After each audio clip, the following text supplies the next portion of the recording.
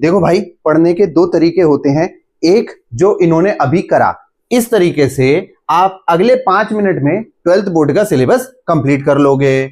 उसके अगले 5 मिनट में नीट और आईआईटी का सिलेबस कंप्लीट कर लोगे। फिर आपका एमबीबीएस में एडमिशन हो जाएगा और आईआईटी में एडमिशन हो जाएगा। फिर उसके 10 मिनट बाद आप एमबीबीएस का और आईआईटी का भी सिलेबस कंप्लीट कर लोगे।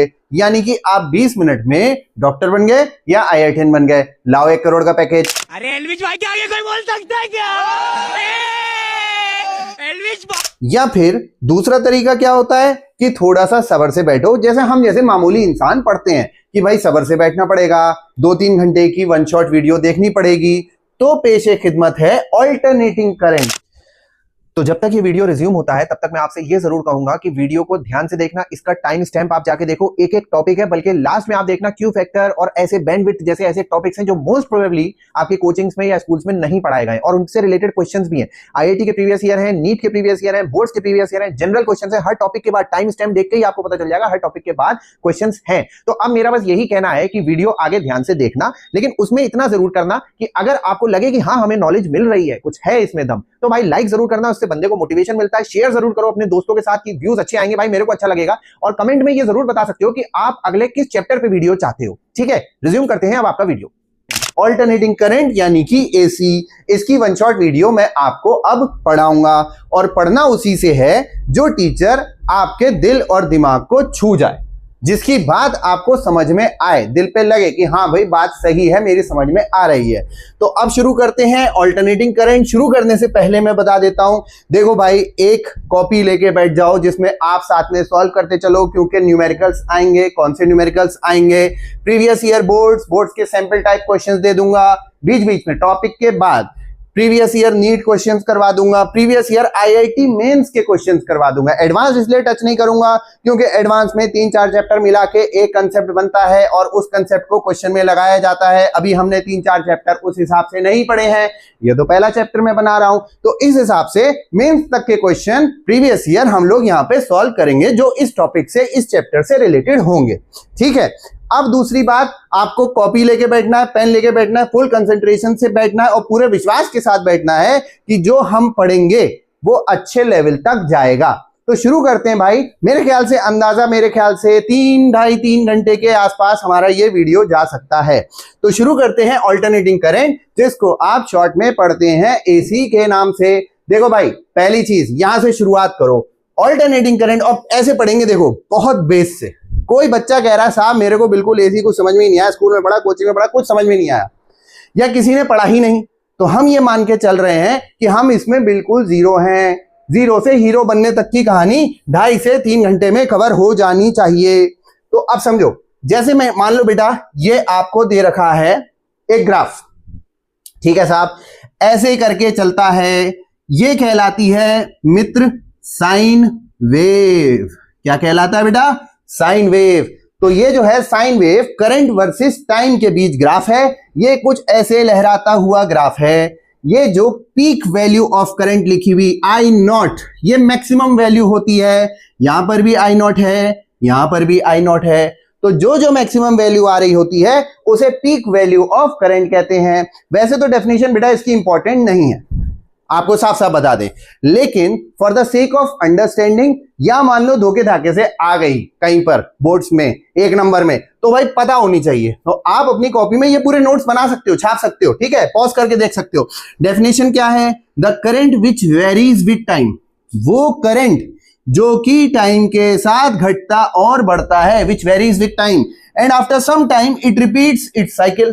कुछ समय के बाद अपनी साइकिल, देखो ना, एक साइकिल यहां से यहां तक की होती है, कुछ समय के बाद अपनी साइकिल को रिपीट करने लगता है। ऐसे करंट को कहा जाता है बेटा ऑल्टरनेटिंग करंट।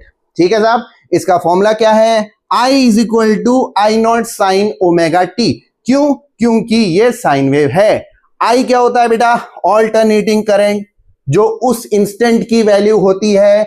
यहां पर पूछ लिया, यहां पर पूछ लिया, यहां पर पूछ लिया, यहां पर हर बार आई नॉट के बराबर थोड़ी होगा, वो तो दिख ही रहा है, आई नॉट तो मैक्सिमम वैल्यू है भाई। तो यहां पर या यहां पर ये सब आई कहलाती हैं। ठीक है बेटा, आई। आई नॉट ऑलरेडी मार्क कर रखा है, peak value of current sine wave है तो साइन आ गया साहब, ओमेगा एंगुलर फ्रीक्वेंसी जिसे आप कह देते हो, ओमेगा का वैसे मैंने फॉर्मूला भी लिख दिया है, omega is equal to 2π/t। T क्या होता है? एक वेव का पूरा टाइम। एक वेव के पूरे टाइम का क्या मतलब है? हिया से लेके हिया तक,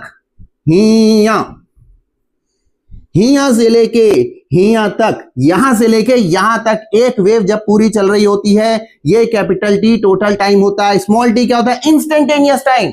यानी कि मान लो 4 सेकंड पूरी वेव का टाइम था, आपसे पूछा मान लो 1 सेकंड, तो स्मॉल टी की जगह लगाओगे 1, कैपिटल टी की जगह लगाओगे 4। ये छोटी छोटी बातें भाई साहब बहुत धोखा देती हैं एग्जाम में। जब टेंशन होती है ना, पूरे सिलेबस का हम एग्जाम बैठ के दे रहे होते हैं, मेंस का एग्जाम लिख रहे होते हैं या मान लो बोर्ड्स का ही एग्जाम लिख रहे होते हैं, तो बड़ी टेंशन हो जाती, छोटा टी और कैपिटल टी भूल गए भाई। तो याद रखना है कैपिटल टी टोटल टाइम होता है एक वेव का, स्मॉल टी थोड़ा सा पार्ट, जो भी पार्ट उसने जितना भी कंसिडर करा, यहां तक यहां तक यहां तक वो वाला टाइम होता है। ठीक है, ये होती है बेटा साइन वेव। अब साइन वेव के अलावा ये भी होती है, बहुत से बेसिक्स बच्चों को पता ही नहीं होते, वो बोले अब ये कौन सी वेव आ गई? बेटा ये कॉस वेव होती है। क्या? Cos wave.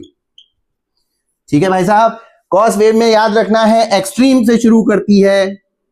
समझने का तरीका बता रहा हूं, अभी ग्राफ्स में डेप्थ में नहीं जा रहा, मैथ्स में कहीं डेप्थ में नहीं जा रहा, बिल्कुल सिंपल सी बात बताई। जो यहां से शुरू हो, एक तरीके से बिल्कुल इस लाइन से शुरू हो, एक्स एक्सिस से शुरू हो, उसे हिसाब कह दिया जाता है साइन वेव। अभी के लिए इतना याद कर लो। और जो यहां से शुरू हो अपनी पीक पोजीशन से, उसे कह दिया जाता है कॉस वेव। और कॉस वेव का फॉर्मूला याद रखना है, साइन की जगह क्या आ जाएगा बेटा? Cos. Simple, just like a pimple, I is equal to I naught cos omega T. ठीक है साहब, ये हो गया इसके बारे में। अच्छा एक बात और भाई, अभी अभी स्टार्ट हुआ है तो पहले से बता दे रहा हूं, जो जो चीज बॉक्स में है, जो जो चीज बॉक्स में है वो चीज फॉर्मूला शीट में आ जानी चाहिए। बहुत से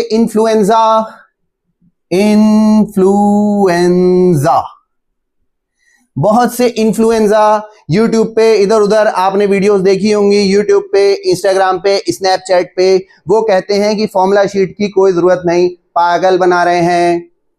फिजिक्स में, केमिस्ट्री में बिना फॉर्मूला शीट आप कुछ नहीं उखाड़ सकते। सिंपल सी बात बता रहा हूं मैं, टू द पॉइंट बात। तो याद रखो फॉर्मूला शीट बहुत इंपॉर्टेंट है, चैप्टर वाइज फॉर्मूला शीट बनानी है, वो सारा मैंने रील्स बहुत सारी बना रखी हैं, उसमें ध्यान देना। ठीक है, उसमें बहुत सारी बातें बता रखी हैं और भी बनाता रहूंगा। तो अब सीधी सी बात है, आप ऐसे करके फॉर्मूला शीट बनाओगे, अल्टरनेटिंग करंट एसी, पहला नंबर का फॉर्मूला, दूसरा नंबर का फॉर्मूला। इंक्लूड करना चाहते हो कॉस तो ठीक है, नहीं इंक्लूड करना चाहते कॉस माइंड में रखो। ठीक है बेटा, 1 2 3 4 5 6 ऐसे करके फॉर्मूला शीट हम लोगों को बनानी है। अब इधर आ जाओ भाई, जिस तरह ऑल्टरनेटिंग करंट होता है उसी तरीके से ऑल्टरनेटिंग वोल्टेज होता है। ये हो गया साहब V, ये हो गया T, V y एक्सिस पे, T x एक्सिस पे फिर से एक लहराती हुई चुनरिया, लहराती हुई वेव आ गई। ये वेव कौन सी वेव है? पहचानो, साइन वेव है। तो इसीलिए जैसे इधर फॉर्मूला था I is equal to I not sine omega t, वैसे ही इधर फॉर्मूला आ गया V is equal to V not sine omega t. Capital V क्या है? Instantaneous voltage. V नॉट क्या है? Peak value of voltage, maximum value of voltage. Cos तो जानते ही हो, साइन तो जानते ही हो, सॉरी। ओमेगा क्या हो गया? Angular frequency. ओमेगा फॉर्मूला क्या हो गया? 2π/t। ध्यान रखना कैपिटल टी यानी कि एक वेव का टोटल टाइम, स्मॉल टी यानी कि थोड़ा सा इंस्टेंट, जो जैसे मैंने एग्जांपल दिया ना वहां 4 सेकंड और 1 सेकंड वाला, तो ये स्मॉल टी 1 सेकंड, ये कैपिटल टी 4 सेकंड। अगर यहां से स्टार्ट हो रही है तो याद रखना फॉर्मूला फिर से चेंज हो जाएगा, V is equal to V naught cos omega T. तो इस वाली स्लाइड में, इस वाले फोटो में हम लोगों ने क्या समझा? 2 तरीके की चीजें समझी, एक ऑल्टरनेटिंग करंट और एक ऑल्टरनेटिंग वोल्टेज। ठीक है बेटा।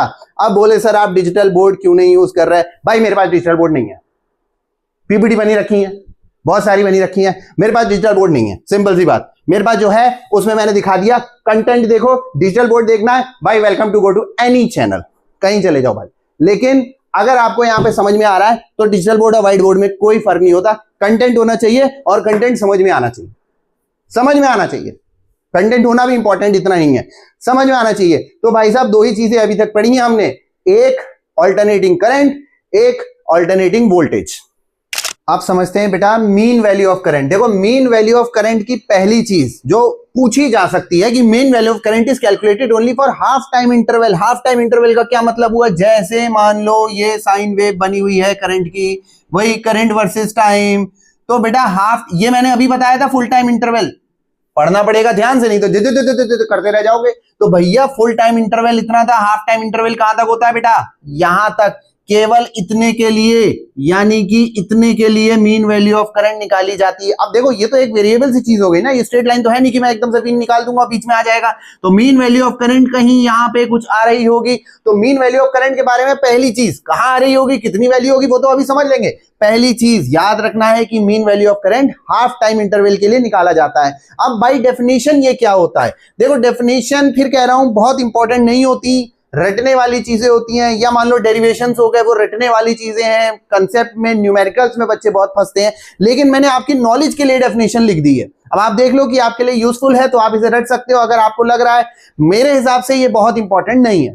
तो है क्या चीज, it is the value of DC current which when passed in a circuit for half time period, फिर से कह रहा हूं हाफ टाइम के लिए, half time period will produce the same amount of charge as produced by AC current which when passed through the same circuit for the same time period। अर्थात DC current अगर आपने पास करा किसी circuit में तो कितना चार्ज डेवलप होगा। Q DC का फॉर्मूला होता है बेटा आई mean into T by to, half time period. DC current है ना तो सीधे टी बाई टू लगाओगे। और is produced by the same AC current, AC current से कितना चार्ज पास हुआ, एसी करंट जब पास हुआ तो कितना चार्ज डेवलप हुआ, कितना चार्ज निकला, Q AC is equal to I naught into T by pi. दोनों को रख दो बराबर according to my definition, I mean into T by two देख लो is equal to I naught into T by pi. फिर कह रहा हूं ये वाला डेरिवेशन भी कोई खास इंपॉर्टेंट नहीं है, तो ये टी से t cancel, I mean is equal to two I naught by pi. और टू बाई पाई की जब आप वैल्यू निकालते हैं तो ये वैल्यू आप रखते हैं, फॉर्मूला शीट में शामिल करना है। एज यूजुअल मैंने कहा बॉक्स में आ चुका है, I mean is equal to 0.637 I naught. और इसी तरीके से वी मीन का फॉर्मूला भी याद रखना है, V mean is equal to 0.637 V naught. तो दो ही चीजें इस पूरी स्लाइड पर, इस पूरे ब्लैक बोर्ड व्हाइट बोर्ड पर आपको दो ही चीजें ध्यान रखनी है। पहला ये डेफिनेशन, दूसरा ये फॉर्मूले, दो फॉर्मूले जो कि आपको फॉर्मूला शीट में शामिल करने हैं। तो अगला टॉपिक आता है बेटा RMS value of current. RMS का मतलब होता है रूट मीन स्क्वायर। अब इसमें भी बेटा हम लोगों को दो चीजों पे ध्यान देना होगा। सबसे पहली चीज इसकी डेफिनेशन देखनी होगी जो कि ज्यादा इंपॉर्टेंट है एज कंपेयर टू पिछली वाली डेफिनेशन के, ठीक है, मीन वैल्यू ऑफ करंट के मुकाबले ये ज्यादा इंपॉर्टेंट है क्योंकि आरएमएस बहुत कॉमन टर्म है एसी में। और दूसरा हमको इसका फॉर्मूला शीट में जरूर इंक्लूड करना होगा क्योंकि ये मोस्ट कॉमन फॉर्मूला है एसी में, RMS value of current, RMS value of voltage, ये सब चलता रहता है। तो पहले इसके बारे में समझते हैं बेटा आरएमएस वैल्यू ऑफ करंट। पहली चीज it is calculated for one time period, मैंने पहले बना रखा है भाई साहब। वन टाइम पीरियड का मतलब पूरी साइकिल के लिए कैलकुलेटेड होती है रूट मीन स्क्वायर वैल्यू, यानी कि आरएमएस वैल्यू। अब इसकी डेफिनेशन में क्या है, it is the value of DC current which when passed in a circuit for one time period will produce the same amount of heat. Heat पे double underline, ये कहां पढ़ा था, हीट तो पढ़ा था 11th क्लास में, ठीक है साहब। और हीट का ये वाला फॉर्मूला भी आपको दिखाई दे रहा है, I R M S square into R T करके कुछ। तो हीट के और फॉर्मूले, टोटल 3 फॉर्मूले पढ़े थे। कौन से क्लास में पढ़े थे, क्लास 10th। क्लास 10th में चैप्टर आता है इलेक्ट्रिसिटी। इलेक्ट्रिसिटी में आप लोग पढ़ते हैं Joule's heating effect, Joule's heating effect या हीटिंग इफेक्ट ऑफ करंट। वहां पे हीट के 3 फॉर्मूले मैं हमेशा कहता हूं एक जगह रख लो, एक जगह याद कर लो, ताकि जब एग्जाम में सोचो, रिकॉल करो, सारे फॉर्मूले एक जगह दिख जाए, बार बार जगह जगह हमें माइंड में पन्ने ना पलटने पड़े। क्या फॉर्मूला था, मैंने जैसे याद करा था, H equal to W upon J equal to VIT upon J equal to I square RT upon J equal to V square T upon RJ। ये रहे भाई साहब हीट के 3 फॉर्मूले। मतलब हीट को वर्क भी मान सकते हैं, तो W से भी कई जगह डिनोट कर दिया जाता है, आप उसे लिखो ना लिखो, लेकिन ये 3 फॉर्मूले बहुत इंपॉर्टेंट हैं, VIT, I square RT, V square T upon R। तो अगर आपको नहीं याद है तो इंपॉर्टेंट है भाई, इन्हें फॉर्मूला शीट में कहीं पर भी एप्रोप्रिएट जगह आप इन्हें जरूर लिख लो। तो इसको मैं मिटा देता हूं। अगली चीज डेफिनेशन पे वापस आते हैं। डेफिनेशन में क्या कह रहा है, it is the value of DC current. ध्यान रखना बेटा, ये रहा DC, which when passed in a circuit for one time period will produce the same amount of heat। ये निकाल दी, H DC is equal to I RMS square into RT। Small T बता चुका हूं, R आगे numericals में आएगा, पूछूंगा वहां पे वो R क्या है, वैसे आप पहचानते होगे, रिकॉल कर लेना। I RMS स्क्वायर तो जान ही गए, इसी की बात हम लोग कर रहे हैं। As produced by AC current, ये गई भाई heat produced by AC which when pass through the same circuit for the same time period I naught square R into T by 2। जब दोनों को बराबर रख देते हैं HDC is equal to HAC तो I RMS square into RT is equal to I naught square R into T by 2। R cancel, T cancel, I RMS का formula निकल के आता है बेटा, इधर भी रूट ले लो इधर भी रूट ले लो। अब ये बच्चों वाली चीज नहीं लिख रहा मैं यहाँ पे, तो I RMS का फॉर्मूला निकल के आता है बेटा I नॉट बाय रूट 2। बहुत बहुत बहुत बहुत इंपॉर्टेंट फॉर्मूला, ठीक है। I RMS फिर ध्यान रखना root mean square value of current है, I naught peak value of current जो कि पहली वाली स्लाइड में मैं आपको दिखा चुका हूं। सिमिलरली VRMS का फॉर्मूला भी हमको याद रखना है V नॉट अपॉन रूट 2। अभी जब न्यूमेरिकल्स स्टार्ट करेंगे तो ये आपको फॉर्मूले यूज होने लगेंगे। तो अगला टॉपिक आता है बेटा phase difference between voltage and current. और हकीकत में आप कहिए कि असली एसी चैप्टर का मेन बॉडी यहां से शुरू होती है, मेन पार्ट यहां से शुरू होता है। तो पहली चीज phase difference between voltage and current. भाई साहब ये एक ऐसा टर्म है जो 99% बच्चों को समझ में ही नहीं आता ये फेज डिफरेंस मतलब क्या कहना चाह रहे हैं। देखो फेज डिफरेंस को मैं दो एग्जांपल्स की मदद से क्लियर करने की कोशिश करूंगा, होपफुली मैं इसमें सक्सेसफुल हो जाऊं। क्या कि ये मान लो बेटा एक रेसिंग ट्रैक है, लीजिए साहब ये कोई रेसिंग ट्रैक बना दिया और ये सेंटर हो गया बेटा ट्रैक का, ये दो ट्रैक है, ठीक है। एक बंदा वोल्टेज यहां पे खड़ा है, एक बंदा करंट यहां पे खड़ा है, ठीक है साहब, बिल्कुल बराबरी पे खड़े हुए। रेस शुरू होने वाली है, ये दौड़ना इधर शुरू करेगा, ये दौड़ना इधर शुरू करेगा, दोनों ने साहब दौड़ना शुरू करा। अब ध्यान देना बेटा, मान लो बेटा वोल्टेज यहां पहुंच गया, मान लो बेटा करंट यहां पहुंच गया, भागते भागते वोल्टेज इधर पहुंचा, करंट इधर पहुंचा, ठीक है साहब। अब मेरा आपसे एक सवाल है, इस ट्रैक को देख के बताओ कि कौन रेस में आगे चल रहा है। तो कम से कम देख के आप ये पहचान लोगे बेटा कि वोल्टेज आगे चल रहा है। दूसरा सवाल, इस ट्रैक को देख के बताओ अंदाजे से कि किसने ज्यादा डिस्टेंस कवर कर लिया है। तो आप देख के कहोगे सर ये तो यहां से यहां पूरा भाग के जा रहा है, पेरीमीटर बहुत ज्यादा है, डिस्टेंस बहुत ज्यादा है, तो करंट ने ज्यादा डिस्टेंस कवर कर लिया। अब देखो दोनों कॉन्ट्राडिक्टरी बातें हो गई बेटा, क्या कि करंट ने डिस्टेंस ज्यादा कवर करा फिर भी करंट पीछे चल रहा और वोल्टेज आगे चल रहा। तो फेज डिफरेंस को समझने के लिए हम लोग कह देते हैं कि एंगल में डिफरेंस कितना चल रहा है। आखिरकार फेज को एंगल में ही नापते हैं, एंगल में कितना डिफरेंस चल रहा है। आपने कैसे कहा कि ये वोल्टेज आगे चल रहा है, आपने कुछ माइंड में ऐसी चीज बनाई कि सर ये तो 180 डिग्री घूम गया, वोल्टेज 180 आगे चल रहा है, अगले 180 में कहानी पूरी कर लेगा। लेकिन अगर बेटा करंट की बात करी जाए तो करंट 180 से तो बहुत कम घूमा, यहां से बना दे रहा हूं, 180 से तो बहुत कम घूमा, काफी कम घूमा, मतलब करंट पीछे चल रहा है, मतलब अभी इसे इतना और घूमना है तब जाके अपने स्टार्टिंग पॉइंट पे पहुंच पाएगा और जीत पाएगा। तो ये जो एंगल में डिफरेंस चल रहा होता है इसे कहते हैं फेज डिफरेंस, समझने वाली चीज है, ठीक है। एक और एग्जाम्पल, दो झूले हैं भाई साहब, मेरे हाथ देखना, मैं क्या करता हूं, मैं एक और स्केच पेन उठा लेता हूं तब आपको समझ में आएगा। ये देखना बेटा दो झूले हैं, ठीक है बेटा, ये ऐसे ऐसे झूलते हैं, पेंडुलम मान लो, झूले मान लो। अब अगर ये दोनों ऐसे साथ चल रहे हैं, ध्यान देते रहना बेटा, ये दोनों बिल्कुल साथ साथ चल रहे हैं तो फेज डिफरेंस कितना कहोगे, 0, they are in same phase, ठीक है बेटा। अगर ये ऐसे आगे चला गया, उसको ये फॉलो कर रहा है, तब तक ये पीछे आ जा रहा है, फिर ये पीछे आया, फिर ये आगे गया, ऐसे ऐसे कहानी चल रही है। तो आप कहोगे सर ये वाला लीड कर रहा है, ये वाला आगे चल रहा है, समझ गए बेटा। अगर ये पहले आगे चला गया, फिर ये पीछे आया, फिर ये इसके पीछे आया, फिर ये पीछे आया, मतलब आपको स्टार्टिंग पॉइंट से देखना है कौन आगे चल रहा है, तो आप कहोगे सर ये लीड कर रहा है। इस डिफरेंस को कहा जाता। अब देखो ऐसे मत कहना ये झूले भाग के आगे जा रहे हैं, दोनों हैं अपनी ही जगह, लेकिन एंगल में कहानी डिफरेंट चल रही है। क्या एंगल में कहानी डिफरेंट चल रही है, दोनों एक साथ चल रहे हैं तो सेम फेज में, एक आगे चला गया, दूसरे ने फॉलो किया, तब तक वो पीछे आ गया, फिर ये तो ये लीड कर रहा है, नहीं तो ये लीड कर रहा है, 3 केस बन जाते हैं इसमें, मतलब ठीक है बेटा। तो वोल्टेज और करंट के केस में इतना समझ में आ गया होगा भाई साहब, 3 केसेस पॉसिबल हैं। पहला केस कि वोल्टेज और करंट सेम फेज में है, एक साथ चल रहे हैं। दूसरा फेज क्या हो सकता है, दूसरा केस क्या हो सकता है कि वोल्टेज आगे चल रहा है, करंट पीछे चल रहा है।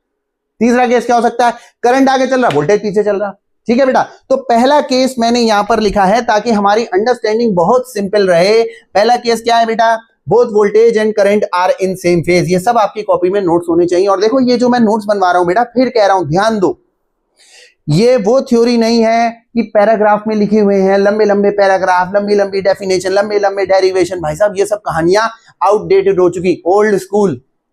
आपको ट्रेंड के हिसाब से चलना पड़ेगा। अब तो बोर्ड्स पेपर का भी ट्रेंड बदल चुका है, कंपटीशन ओरिएंटेड होता जा रहा है। आप खुद समझ रहे हो, एमसीक्यू इंट्रोड्यूस करते जा रहे हैं, ठीक है। तो बोर्ड ओरिएंटेड चीजें भी अब कंपटीशन ओरिएंटेड होने लगी हैं। मतलब आपको टू द पॉइंट बात पढ़नी है, ज्यादा फालतू थ्योरी रटने से कोई फायदा नहीं है।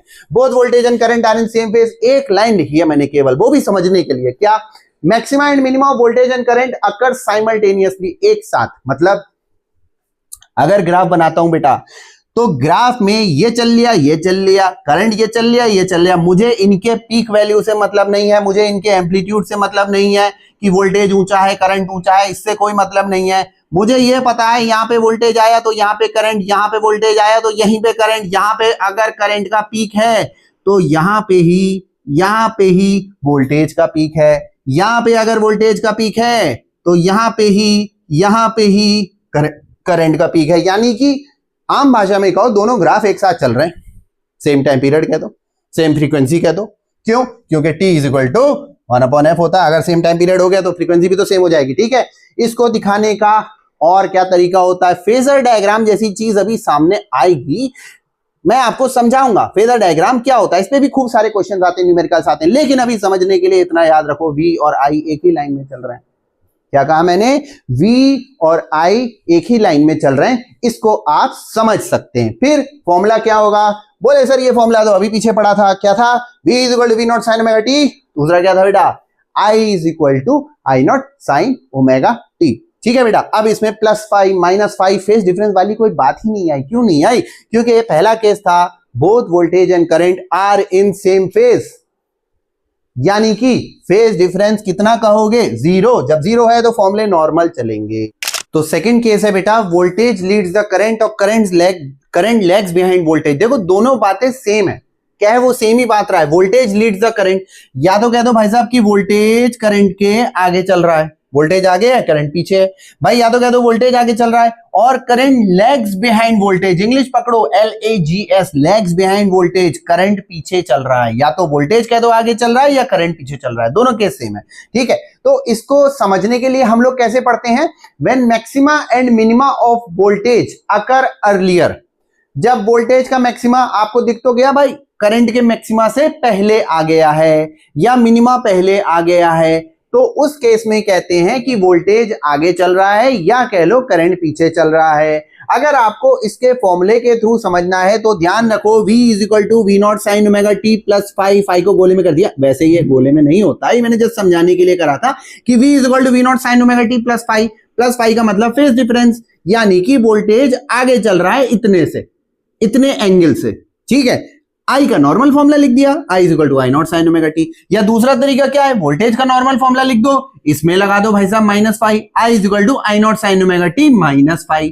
तो बात सेम है, या तो वोल्टेज में +5 लगा दो, नॉर्मल फॉर्मूला लिख दो करंट का, या वोल्टेज का नॉर्मल फॉर्मूला लिख दो, करंट में -5 लगा दो।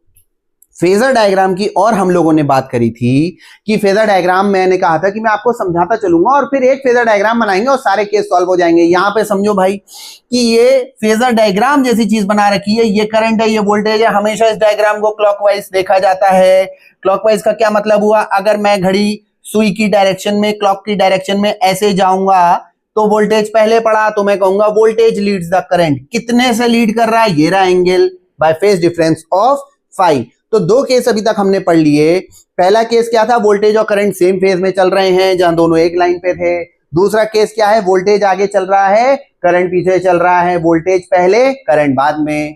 तो तीसरा केस होता है बेटा करंट लीड्स द वोल्टेज, मतलब करंट वोल्टेज से आगे चल रहा है, या फिर voltage lags behind current, voltage current से पीछे चल रहा है। भाई ऐसे समझ लो, करंट वोल्टेज से आगे चल रहा है, या दूसरी भाषा वोल्टेज करंट से पीछे चल रहा है। So both the things are one and the same thing. तो इसको समझेंगे कैसे? When maxima and minima of current occur earlier. देख लो भाई, करंट का मैक्सिमा पहले आ गया, वोल्टेज का मैक्सिमा बाद में आ गया। When maxima and minima of current occur earlier than the maxima and minima of voltage. तो आप कहेंगे करंट लीड्स द वोल्टेज। अब ज्यादा टाइम नहीं लगाऊंगा, बहुत जल्दी से यहाँ पे देख लो बेटा, वोल्टेज पीछे चल रहा है। अगर वोल्टेज का नॉर्मल फॉर्मूला लिखोगे तो करंट के फॉर्मूले में +5 लिख दोगे, ये ऐसे लिख सकते हो। या फिर अगर करंट का नॉर्मल फॉर्मूला लिखोगे तो वोल्टेज के केस में -5 लिख दोगे। यानी कि दिखाना ये है, चाहे इस वाले सेट में दिखाओ चाहे इस वाले सेट में दिखाओ, दिखाना फाइनल बात ये है कि करंट आगे चल रहा है। चाहे करंट को आगे दिखा दो चाहे वोल्टेज को पीछे दिखा दो, करंट आगे चलना चाहिए, ठीक है। और रही बात फेजर डायग्राम समझने वाली, मैंने अभी बताया था बेटा क्लॉकवाइज देखा जाता है। यहां से देखो पहले कौन टकराया, करंट, तो करंट आगे चल रहा है वोल्टेज से, कितने फेज एंगल से, 5 से। तो अब ऑल्टरनेटिंग करंट का मोस्ट इंपॉर्टेंट टॉपिक आ चुका है, डिफरेंट टाइप्स ऑफ सर्किट। सारे क्वेश्चन सारे न्यूमेरिकल्स यहीं से बनेंगे डिफरेंट टाइप्स ऑफ सर्किट्स में।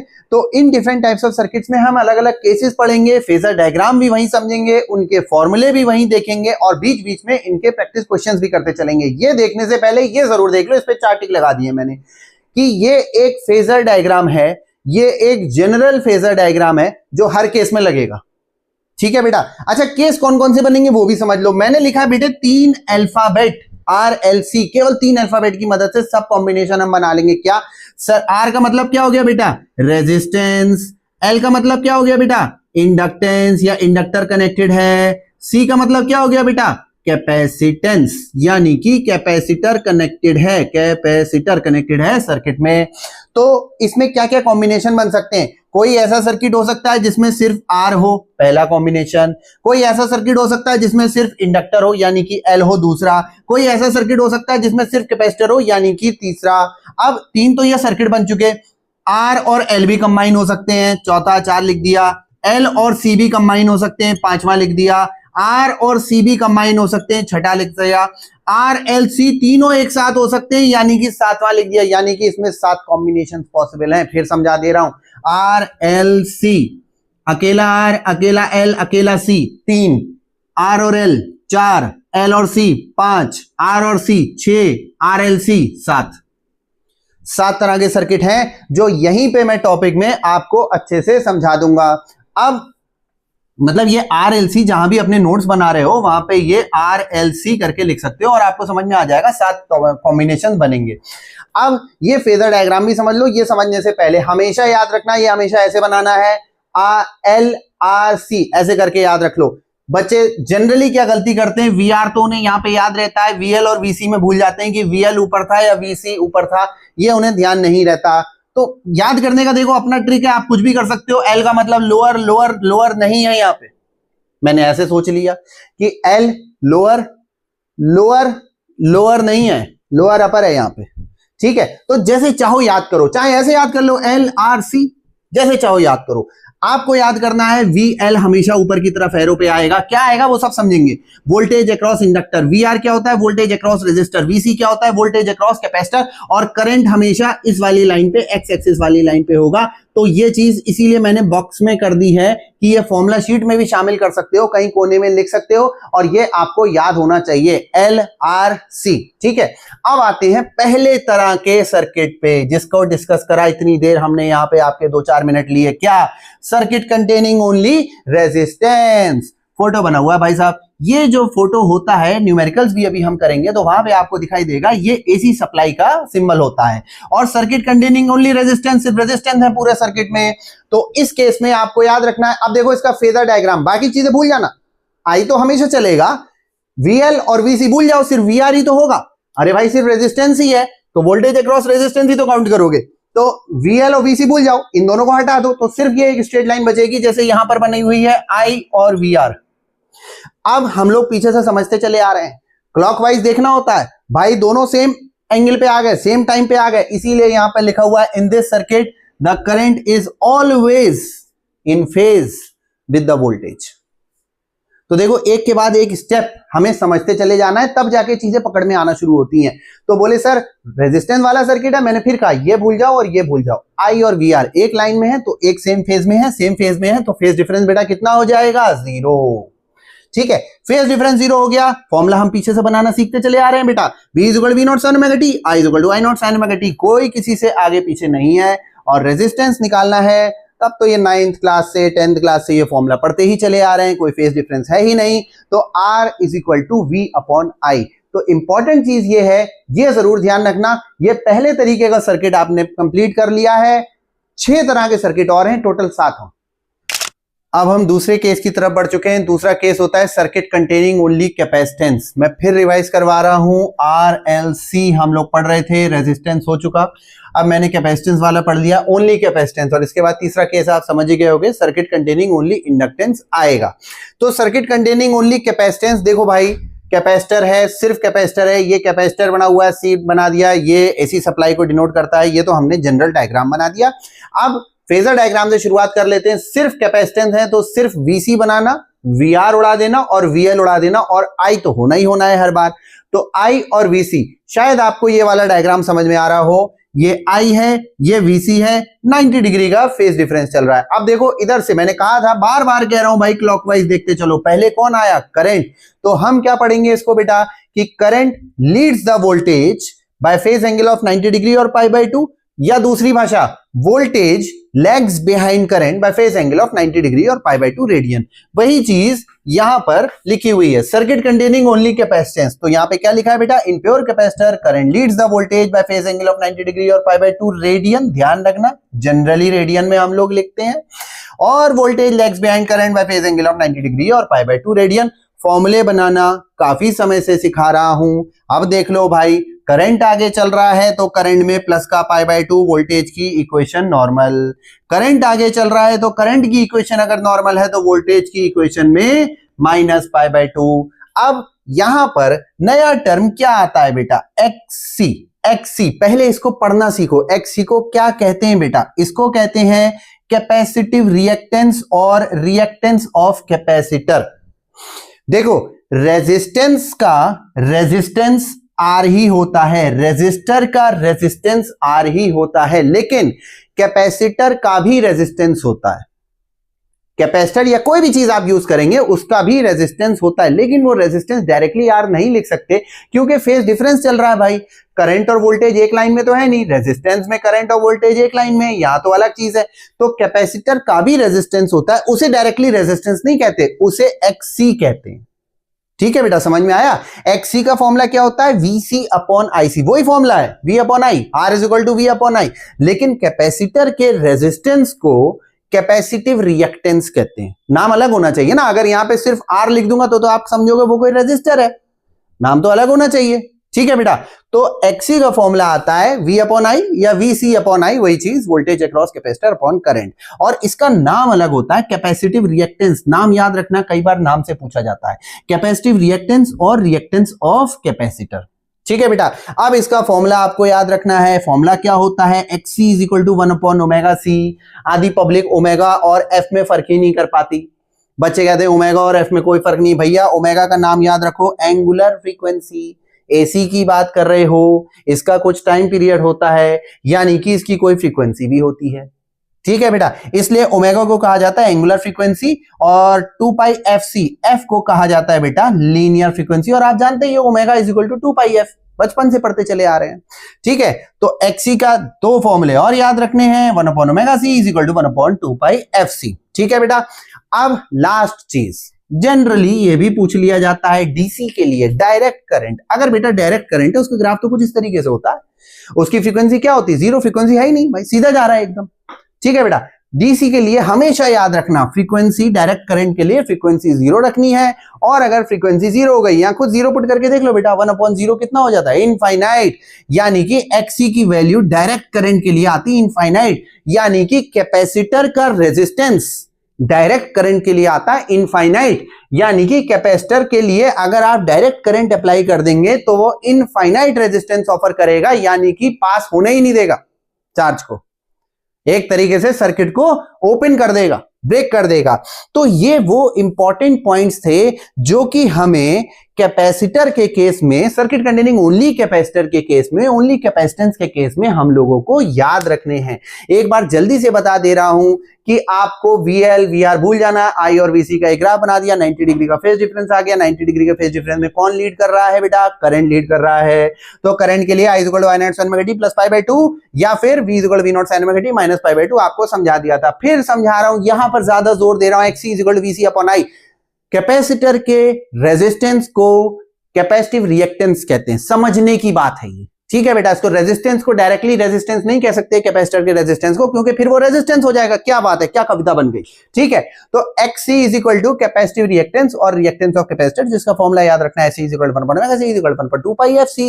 DC के लिए F की वैल्यू क्या होती है, 0, स्ट्रेट लाइन होती है, फ्रीक्वेंसी 0 होती है, फ्रीक्वेंसी 0 हो गई तो 1/0 कितना हो जाता है, इनफाइनाइट।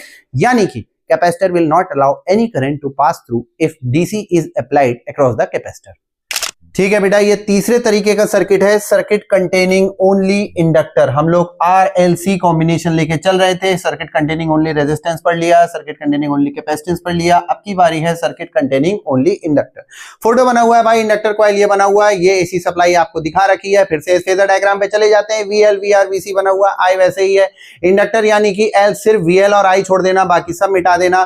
तो VL और I छोड़ दिया तो आपको दिख रहा है कि voltage leads the current by phase angle of 90 degree और pi by 2, या दूसरी भाषा current lags behind voltage by phase angle of 90 degree और pi by 2 रेडियन। वही चीज यहां पे लिखी हुई है, वोल्टेज लीड्स द करंट और current lags behind voltage by phase angle of 90 degree और pi by 2 radian. Generally radian में लिखा जाता है। वोल्टेज लीड्स द करंट का मतलब वोल्टेज में प्लस का pi by 2 करंट की नॉर्मल इक्वेशन लिख दो, या करंट में माइनस का pi by 2 वोल्टेज की नॉर्मल इक्वेशन लिख दो। अब यहां पर पिछले केस की तरह बिल्कुल फोटोकॉपी हम लोग लेके चल रहे हैं, ताकि जब आप नोट्स बनाओ ना, एकदम अगर एक केस आपने याद कर लिया, आगे के 3-4 केस अपने आप ऑटोमेटिकली हो जाए। तो एक्सेल को यहां पे कहा जाता है इंडक्टिव रिएक्टेंस और रिएक्टेंस ऑफ इंडक्टर। बिल्कुल वही भाषा है जो पीछे कैपेसिटिव रिएक्टेंस और रिएक्टेंस ऑफ कैपेसिटर पढ़ी थी। इंडक्टिव रिएक्टेंस और रिएक्टेंस ऑफ इंडक्टर, ठीक है बेटा। तो एक्सेल का वही फॉर्मूला मैंने क्या बताया था भाई, ये L है, ये इंडक्टर है, इसका भी अपना कुछ रेजिस्टेंस होगा, इसका अपना कुछ रेजिस्टेंस होगा, तो उसे रेजिस्टेंस नहीं कहेंगे, नहीं तो रेजिस्टेंस के रेजिस्टेंस से कैसे डिफरेंशिएट करेंगे। तो इंडक्टिव रिएक्टेंस होता है इसका रेजिस्टेंस, इंडक्टर का रेजिस्टेंस। तो एक्सेल का फॉर्मूला वही V/I, यानी कि VL/I। और एक्सेल का फॉर्मूला आपको याद रखना है, XL is equal to omega, L is equal to 2πf, L omega is equal to 2πf होता है, वो आप जानते ही हैं। तो वही वैल्यू मैंने सब्स्टिट्यूट करी है। और फिर से पिछले केस की तरह DC की value F is equal to 0 होती है। DC के लिए फ्रीक्वेंसी 0 होती है, सीधी जा रही होती है लाइन, तो फ्रीक्वेंसी 0 है, फ्रीक्वेंसी 0 है तो एक्सेल 0 है। एक्सेल 0 का मतलब इसका रेजिस्टेंस ही 0 हो गया, किसी चीज का रेजिस्टेंस ही 0 हो गया। तो इसको हम कैसे, इसके कंसीक्वेंसेस, इसको कैसे हम लिख सकते हैं, ऐसे लिखते हैं कि inductor behaves as a short circuit, short circuit हो गया, पूरा करंट जा रहा है, and allows full current to flow. अगर आपको ये 3 केस समझ में आ गए हैं तो अब न्यूमेरिकल्स हम धीरे धीरे करना स्टार्ट कर देंगे। तो हम लोग RLC सर्किट में 3 तरीके के सर्किट पढ़ चुके हैं, circuit containing only resistance, circuit containing only inductance और सर्किट कंटेनिंग ओनली कैपेसिटेंस। अब देखो, ये एक क्वेश्चन मैंने निकाला है, जेईई मेंस 2021 17 मार्च को हुआ था, सेकंड शिफ्ट से निकाला है, इवनिंग में हुआ था ये। तो क्वेश्चन ये है कि what happens to the inductive reactance. अब देखो, बहुत बेसिक से चल रहे हैं, अच्छे लेवल पे भी जाएंगे, हाई लेवल पे भी जाएंगे। अब जैसे ऐसे क्वेश्चन है, ये तो भाई साहब 12th बोर्ड्स में भी एक्सपेक्टेड है, ये बात तो आप समझ लो। तो इंडक्टिव रिएक्टेंस, एक्सेल का फॉर्मूला क्या लिखा था बेटा, XL is equal to omega L is equal to 2πfL। In what happens to the inductive reactance in the current in a purely inductive circuit. अच्छा, करंट का फॉर्मूला क्या था, I is equal to V/XL, वो तो पता ही है, I is equal to V/R।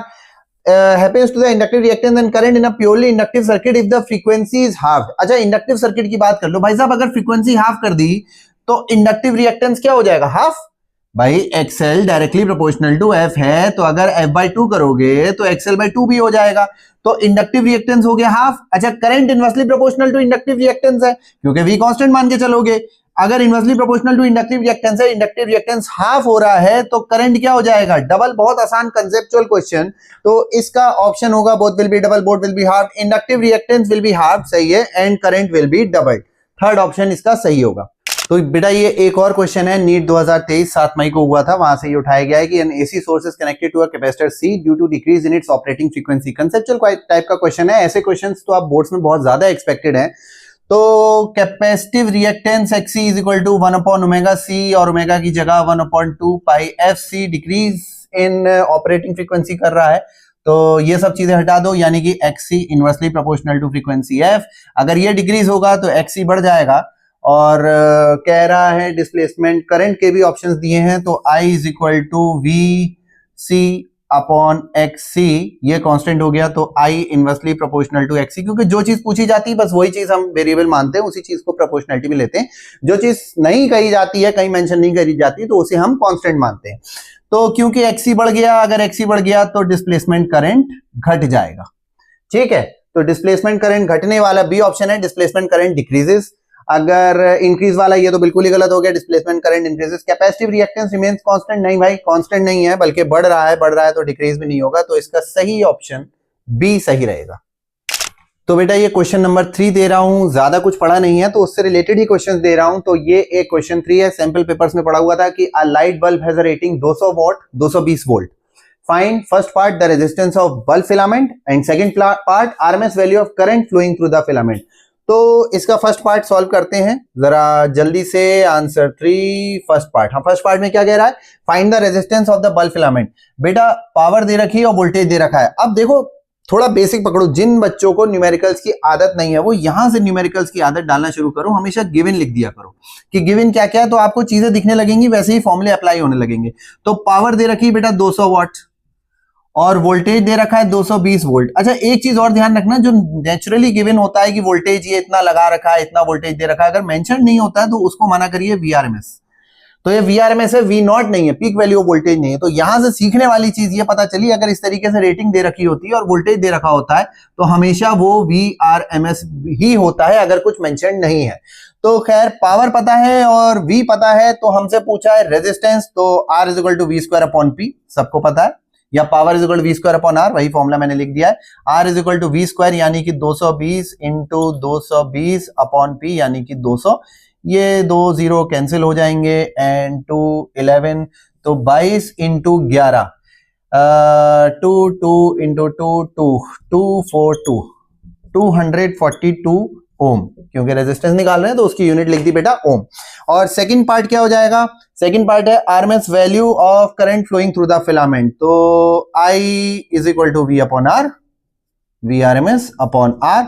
We R M S तो ऑलरेडी वहां पे बता दिया था उसने 220, और आर हो गया 242 एम्पियर, वो जो भी कैंसिल होके और डिवाइड होके आंसर आ जाए। तो इस तरीके से हमें सॉल्व करना है। इस क्वेश्चन में सीखा क्या कि कभी भी रेटिंग दे रखी है तो वो आरएमएस वैल्यू होगी, ये ध्यान रखना है।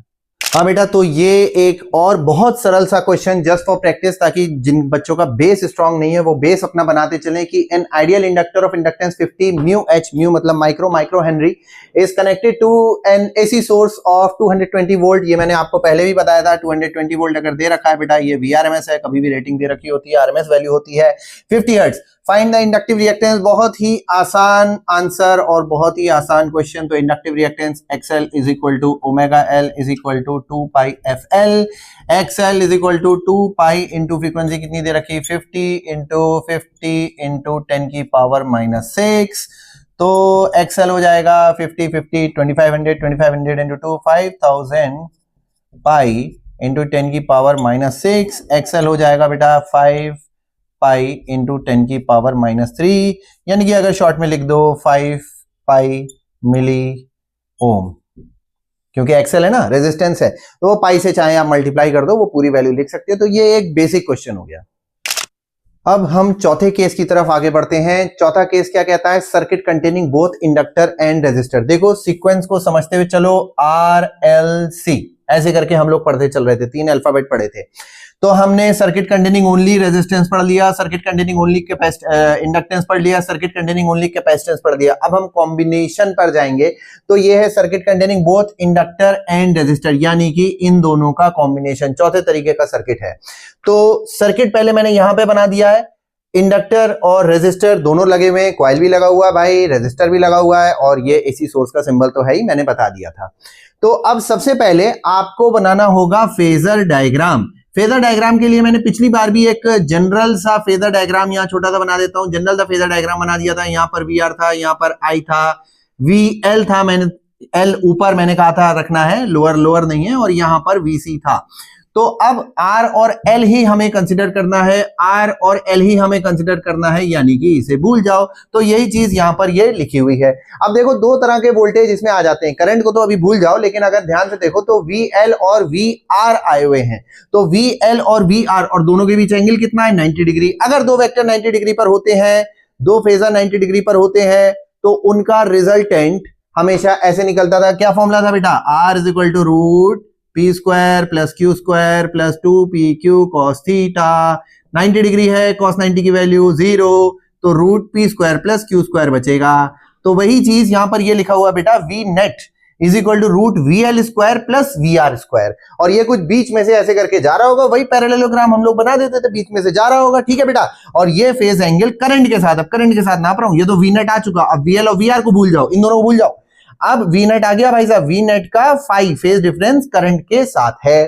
तो यहां पर आप अगर इस फेजर को समझोगे तो मैंने क्या कहा था, क्लॉकवाइज देखना, क्लॉकवाइज कौन पहले टकरा रहा है, वोल्टेज टकरा रहा है, तो आप क्या कहोगे, द नेट वोल्टेज, शब्दों पे ध्यान देना, the net voltage leads the current by phase angle of phi, और current lags behind net voltage by phase angle of phi. Exactly यही भाषा यहां पर लिखी हुई है, net voltage leads the current और current lags behind net voltage by phase angle of phi, यानी कि वोल्टेज आगे चल रहा है। ठीक है, ध्यान रखना। अब जरा ये फॉर्मूला देखो, V equal V not sine omega T plus phi, देख लो प्लस फाई आ गया, वोल्टेज आगे चल रहा है, ये नॉर्मल फॉर्मूला लिख दिया, I equal to I not sine omega T, या फिर करंट को पीछे दिखा दो, I equal to I not sine omega T minus phi and V equal to V not sine omega T, ये नॉर्मल फॉर्मूला लिख दिया। चाहे इस सेट में आप इन दोनों को रिप्रेजेंट कर दीजिए, चाहे इस सेट में आप इन दोनों को रिप्रेजेंट कर दीजिए। Right from the second third slide हम ये सब डिस्कस करते चले आ रहे हैं। अच्छा हाँ, तो नेट वोल्टेज का फॉर्मूला क्या हो जाएगा, root V L square plus V R square, ये अभी बताया मैंने भाई, दो 90 डिग्री पर है तो root this square plus this square,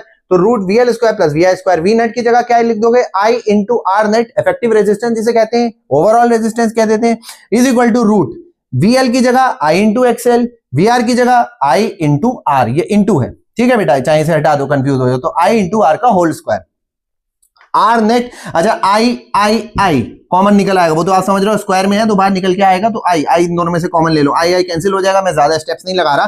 तो आर नेट का फॉर्मूला क्या हो जाएगा, root R square plus XL का स्क्वायर, और इसी को जेड कहा जाता है, इंपीडेंस।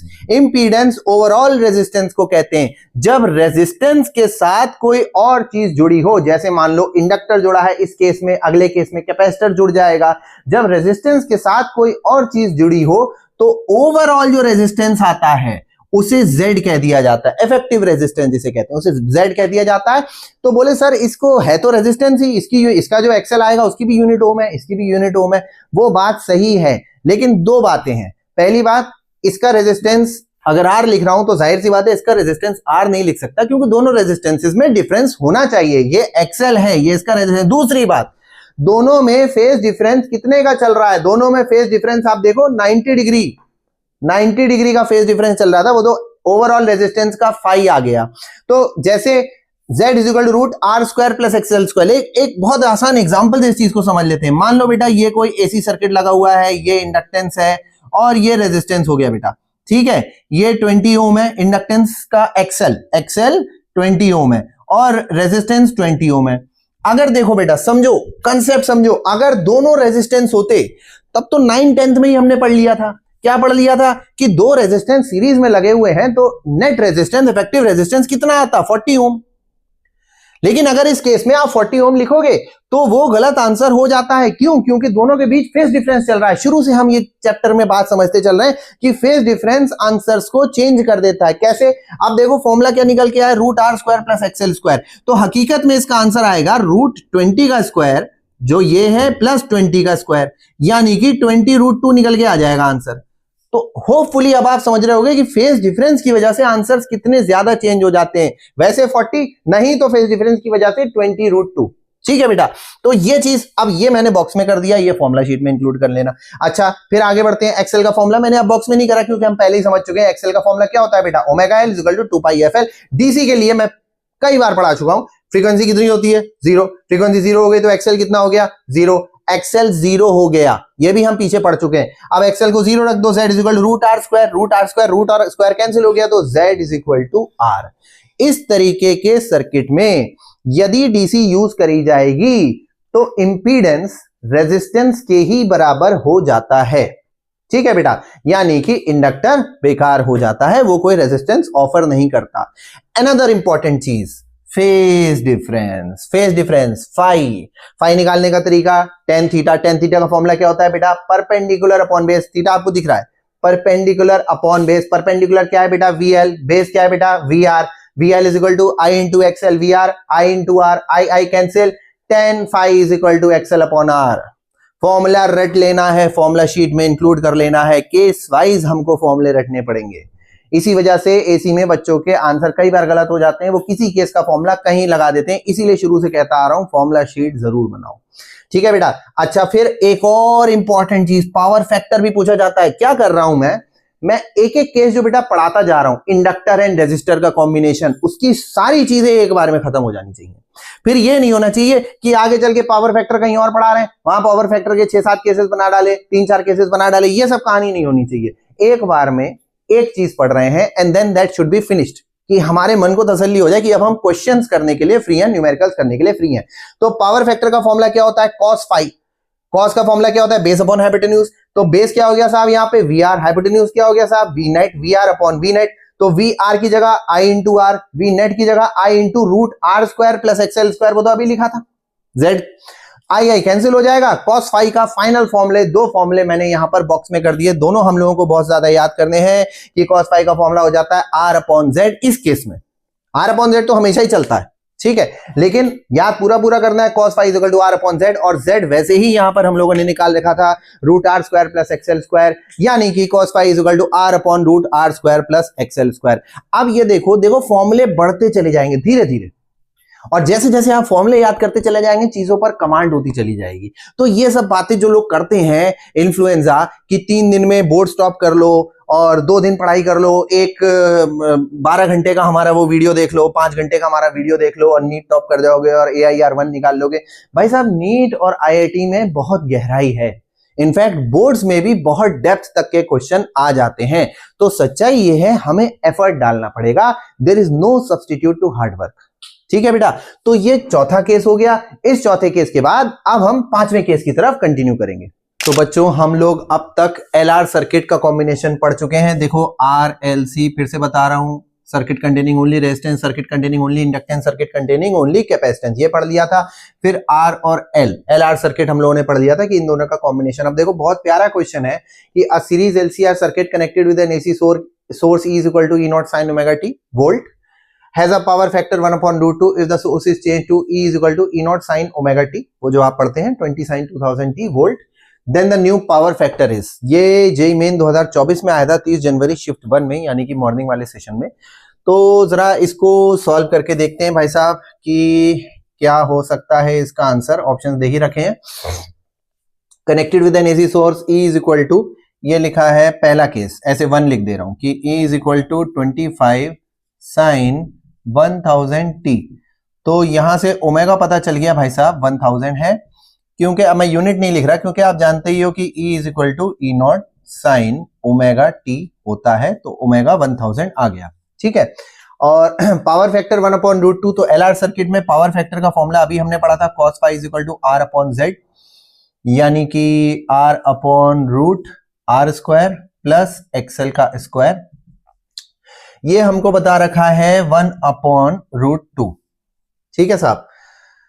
तो एक काम करते हैं, इसको ओपन कर देते हैं, इधर भी स्क्वायर कर देता हूं और इधर भी स्क्वायर कर देता हूं, तो फिर ये हो जाएगा बेटा R square upon R square plus XL का square is equal to 1/2।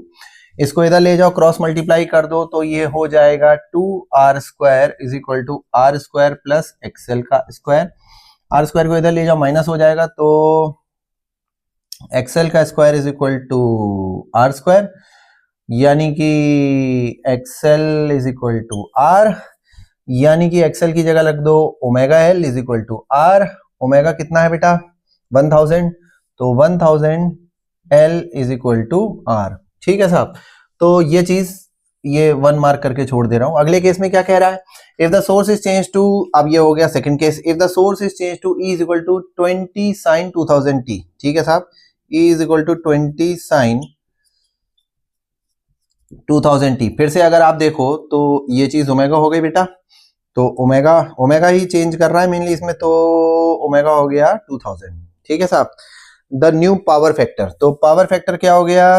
Power factor हो गया बेटा cos phi is equal to R upon Z, तो cos phi is equal to R upon root R square plus XL का square, यानी कि cos phi is equal to, अच्छा r की value तो निकाल ही रखी है तो वही लिख देना है 10 की पावर 3l, 10 की पावर 3l अपॉन रूट ये वाला r स्क्वायर तो 10 की पावर 3l का होल स्क्वायर प्लस और ओमेगा की वैल्यू रख दो 2000 यानी कि 2 की पावर 3, 2 की पावर 3 का स्क्वायर 4 इंटू 10 की पावर 6, 4 2 इंटू 10 की पावर 3 था ना, तो 4 इंटू 10 की पावर 6 और एक्सएल ओमेगा एल तो एल का स्क्वायर। ठीक है साहब, तो इसको आगे लिखते हैं 10 की पावर 3l अपॉन 10 की power 6l square plus 4 into 10 की पावर 6l स्क्वायर और नीचे वाली जो डिनोमिनेटर है ये रूट में चल रहा है। अब जरा ध्यान से देखो भाई, मेरे को सारे l कैंसिल होते दिख रहे हैं। आप थोड़ा सा इतना तो समझ सकते हो कि ये l l l कैंसिल हो जाएंगे, आप समझते ही हो। तो ये 10 की पावर 3 अपॉन, अच्छा 10 की पावर 6 का रूट, 10 की पावर 6 कॉमन ले लो तो 10 की पावर 6 का रूट आप समझिएगा 10 की पावर 3 आ जाएगा और अंदर बचेगा 1 प्लस 4। 10 की पावर 3 10 की पावर 3 गया, हाँ, और रूट 1 प्लस 4 पे तो रूट है ही, तो यानी कि 1 प्लस 4 यानी कि 1 अपॉन रूट 5। तो ये थर्ड ऑप्शन सही हो जाएगा। तो एक्चुअली क्या था, देखो बेस वही रहा, बेस तो वही रहा, इसमें फॉर्मूला कोई अलग से नया नहीं लग गया, वही चीज रही, बस थोड़ी सी कैलकुलेशन बढ़ गई। तो जेईई मेंस 2024 पेशे खिदमत है ये क्वेश्चन, प्रैक्टिस जरूर करना बेटा। नीट वालों के लिए ये क्वेश्चन आ गया, जो लोग नीट की तैयारी कर रहे हैं। इनफैक्ट बोर्ड्स में भी अब इतने हल्के लेवल के क्वेश्चन नहीं आते, लेकिन कभी कभी आप एक्सपेक्ट कर लो कि कॉम्पिटिटिव एग्जाम में ना सारे टफ ना सारे इजी क्वेश्चंस वो देते हैं, मिक्स देते हैं। तो ये नीट 2019 में क्वेश्चन आया था कि क्वेश्चन क्या था, the inductive reactance and resistance of a circuit are 30 ohm and 40 ohm respectively, the impedance is, LR circuit है भाई साहब, तो एक्सएल आपको दे रखा है 30 ओम। अब जैसे हम लोग बिल्कुल वैसे ही लिख रहे हैं ना, गिवन एक्सएल मान लो दे रखा है 30 ओम और आर दे रखा है बेटा 40 ओम, तो आपसे इंपीडेंस पूछ रहा है। इंपीडेंस का फॉर्मूला तो भी पड़ा, root R square plus XL का स्क्वायर यानी कि रूट 40 का स्क्वायर प्लस 30 का स्क्वायर। वैसे तो चलो डायरेक्ट ही लिख देंगे, लेकिन कोई बच्चा पूरा सॉल्व करना चाहे तो 1600 प्लस 900, 1600 प्लस 900 कितना होता है बेटा 2500, 2500 का रूट कितना होता है 50, तो Z का आंसर आ जाएगा 50 ओम। ठीक है बेटा, तो बेसिक क्वेश्चन है just for improving your concepts बेटा। क्योंकि हम एलआर सर्किट पढ़ चुके हैं तो एक और क्वेश्चन मैंने निकाल लिया। बहुत सारी गाइड्स में कॉपी पेस्ट चलता है तो आप जानते ही हैं, अलग अलग गाइड्स में, तो यहाँ पर उम्मीद यह है कि हर तरीके के क्वेश्चन हम कर लेंगे और हर टॉपिक से रिलेटेड क्वेश्चंस की प्रैक्टिस में ज्यादा से ज्यादा करवा सकूं, यही मेरा गोल है। तो अब जैसे यहाँ पर क्वेश्चन क्या था कि consider a series LR circuit ही हम लोग पढ़ चुके थे केवल, इन विच एल जो दे रखा है 1/π हेनरी और रेजिस्टेंस दे रखा है बेटा 100 ohm. Consider the when the circuit is connected to an AC source दे रखा है बेटा 220 वोल्ट 50 हर्ट्ज। पहले के क्वेश्चंस में भी डिस्कस कर चुका था, ये जो गिवन होता है बेटा, रेटिंग गिवन होती है, ये वीआरएमएस आरएमएस वैल्यू होती है। तो वो कह रहा है find the current drawn from the source, तो इसको जल्दी से सॉल्व कर लेते हैं। आंसर नंबर 7, तो पहले तो निकाल लेते हैं Z यानी कि impedance, Z is equal to root R square plus XL square. ना सिर्फ आपके माइंड में एल्गोरिथम या फ्लो चार्ट पूरा आ जाना चाहिए कि इसके बाद ये स्टेप इसके बाद ये स्टेप, बल्कि कैलकुलेशन भी स्ट्रांग होनी चाहिए। तो मेरे साथ कैलकुलेट भी करते चलो तो थोड़ा सा अच्छा है। तो आर स्क्वायर यानी कि 100 का स्क्वायर प्लस एक्सएल की जगह बेटा क्या लगा सकते हैं हम लोग, ओमेगा एल, और ओमेगा एल की जगह क्या लगा सकते हैं 2πfl। तो 2πfl डायरेक्ट यहाँ पे सब्स्टिट्यूट कर रहा हूं। 2π फ्रीक्वेंसी 50 दे रखी है इंटू एल 1/π दे रखा है। बहुत बढ़िया, वैल्यू ही ऐसी दी है कि पाई से पाई कैंसिल, तो ये आ जाएगा बेटा रूट 100 स्क्वायर प्लस 100 स्क्वायर यानी कि 100√2 ओम। ठीक है बेटा, ये आ गया इंपीडेंस। अब क्या कह रहा है, find the current drawn from the source, तो वही formula I is equal to VRMS upon Z यानी कि I is equal to 220 upon 100√2। अब इसे जैसे चाहो सॉल्व करो, ऐसे कर दो ना, इंटू √2 अपॉन √2, तो बेटा ये 2 हो गया, 2 से गया तो 110 और 100 से 1.1√2 आ जाएगा, 1.2 एम्पियर। ठीक है बेटा, तो इस तरह से क्वेश्चंस की आप प्रैक्टिस जरूर करो। तो पेशे खिदमत है बेटा एक और क्वेश्चन जो अलग अलग गाइड से उठाए जा रहे हैं ये सब क्वेश्चन की, when a coil is connected to 100 volt DC supply the current is 2 ampere, फिर कह रहा है when the same coil is connected to an AC source E is equal to 100 root 2 sin omega t, the current is 1 ampere. Find the inductive resistance used in the circuit. तो देखो basic ये actually क्या है, ये numerical plus conceptual दोनों है। देखो पहली बात ये कह रहा है when a coil is connected to 100 volt DC supply, अगर डीसी सप्लाई यूज हो रही है तो मेरे ख्याल से XL is equal to omega L is equal to 2 pi FL DC के लिए F तो 0 होता है, ये 0 हो जाएगा। ठीक है साहब, ये तो बेकार हो गया। अच्छा XC आपको पता ही है इनफाइनाइट हो जाएगा, तो वो पॉसिबिलिटी भी नहीं थी क्योंकि वो चल रहा है, तो ये तो हटा दो। तो बचता क्या है बेटा, सिर्फ R L C में से आपने L और C हटा दिया तो सिर्फ रेजिस्टेंस, मतलब डीसी पे तो रेजिस्टेंस ही काम कर रहा होता है। द करंट इज 2 एम्पियर, तो सीधी सी बात है R is equal to V upon I लगा दूंगा। R is equal to V upon I 100 upon 2।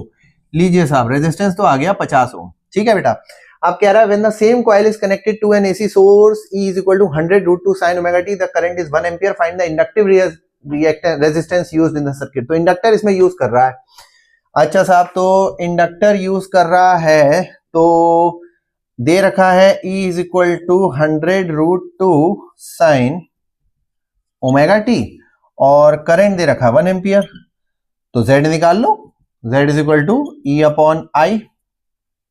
तो अब E की जगह जाहिर सी बात है आप VRMS यूज करोगे ना, और ये तो E is equal to E nought sine omega T था, तो E नॉट दे रखा है 100 रूट 2, और VRMS का फॉर्मूला क्या होता था, V नॉट अपॉन रूट 2, यानी कि V नॉट की जगह बेटा क्या यूज कर लोगे, 100 रूट 2 अपॉन रूट 2। तो यहां से VRMS पता चल गया भाई 100, तो VRMS की वैल्यू रख दो 100 अपॉन करंट कितना है 1, तो Z आ गया 100 ओम। लो भाई, दोनों चीजें पता चल गई, एक तो रेजिस्टेंस पता चल गया 50 ओम, एक इंपीडेंस पता चल गया 100 ओम। आपसे XL पूछ रहा है, तो ये तो R और L सर्किट है या LR सर्किट है, तो Z का फॉर्मूला आपने अभी याद करा था, उसमें root R square plus XL का स्क्वायर। ठीक है, तो Z की वैल्यू ये 100 आ गई, 100 is equal to root R की वैल्यू तो 50 है प्लस XL का स्क्वायर। तो ये चीज सॉल्व कर लो। दूसरी तरफ स्क्वायर कर दो, या जो भी इसकी वैल्यू आ रही हो, 100 का स्क्वायर ये स्क्वायर कर दो, is equal to 2500 plus XL का स्क्वायर। तो XL का स्क्वायर इज इक्वल टू 100 का स्क्वायर कितना हो गया 100, और एक और 100 10,000, 10,000 में से 2500 7500 आ गया बेटे, 7500 आ गया। तो इसको एक काम करो 7.5 इंटू 100 कर दो। सही लिखा है मैंने? सही लिखा है XL का स्क्वायर। तो यहां से XL कितना आ जाएगा 10 रूट 7.5 ओम आ जाएगा। ठीक है बेटा, वो 7.5 ओम की वैल्यू आप निकाल सकते हैं। तो ये मैंने आपको सैंपल क्वेश्चन सॉल्व करके दिखाया कि इस तरीके के भी क्वेश्चन आते हैं।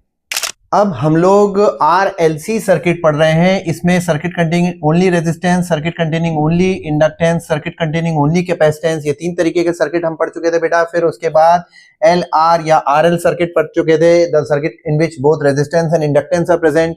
अब हम 5वां कॉम्बिनेशन, 1 2 3 और ये चौथा, 4 कॉम्बिनेशन हो चुके थे। 5वां कॉम्बिनेशन पढ़ रहे हैं RC, 5वां combination, circuit containing both resistor and capacitor. तो देखो फेजर डायग्राम से शुरुआत करते हैं। जनरल फेजर डायग्राम मैंने पहले ही आपके लिए बना दिया था और कह दिया था कि ये याद कर लेना, ऊपर VL होता है, नीचे VC होता है, यहां पर I कह लो और यहां पर VR होता है।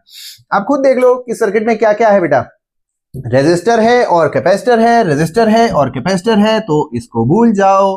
तो VR और VC दो वोल्टेज हैं, दो वोल्टेज एट एंगल 90 डिग्री हैं, 90 डिग्री है, तो रिजल्टेंट कुछ इस तरीके से निकलेगा। ये देख लीजिए आप ऊपर वाला डायग्राम। ठीक है बेटा, और रिजल्टेंट क्योंकि 90 डिग्री पे है, ये चीज पहले भी एक्सप्लेन कर चुका हूं, root VR square plus VC square हो जाएगा और नेट वोल्टेज ऐसे जा रहा होगा, फेज डिफरेंस ऑफ फाई। तो इसके बारे में हम लोग कैसे बोलेंगे, इस तरफ से हमेशा फेजर डायग्राम को पढ़ते थे कि current leads the net voltage by phase angle of phi और the net voltage lags behind current by phase angle of phi। वही चीज यहां पर, वही भाषा यहां पे लिखी हुई है कि वोल्टेज lags behind current और current leads the voltage by phase angle of phi।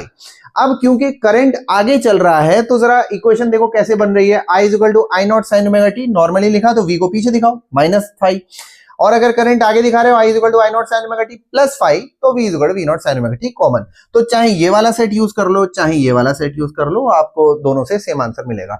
अब V नेट का फॉर्मूला जैसे वहां पर लिखा हुआ हाइपोटेन्यूज था, root VR square plus VC square, V net मतलब I into Z impedance, is equal to root I R का whole square plus I into XC का whole square. V is equal to I R लगा दिया, I common है निकल गया, तो Z is equal to root R square plus XC square. ये impedance का फॉर्मूला आता है आरसी सर्किट में, root R square plus XC square.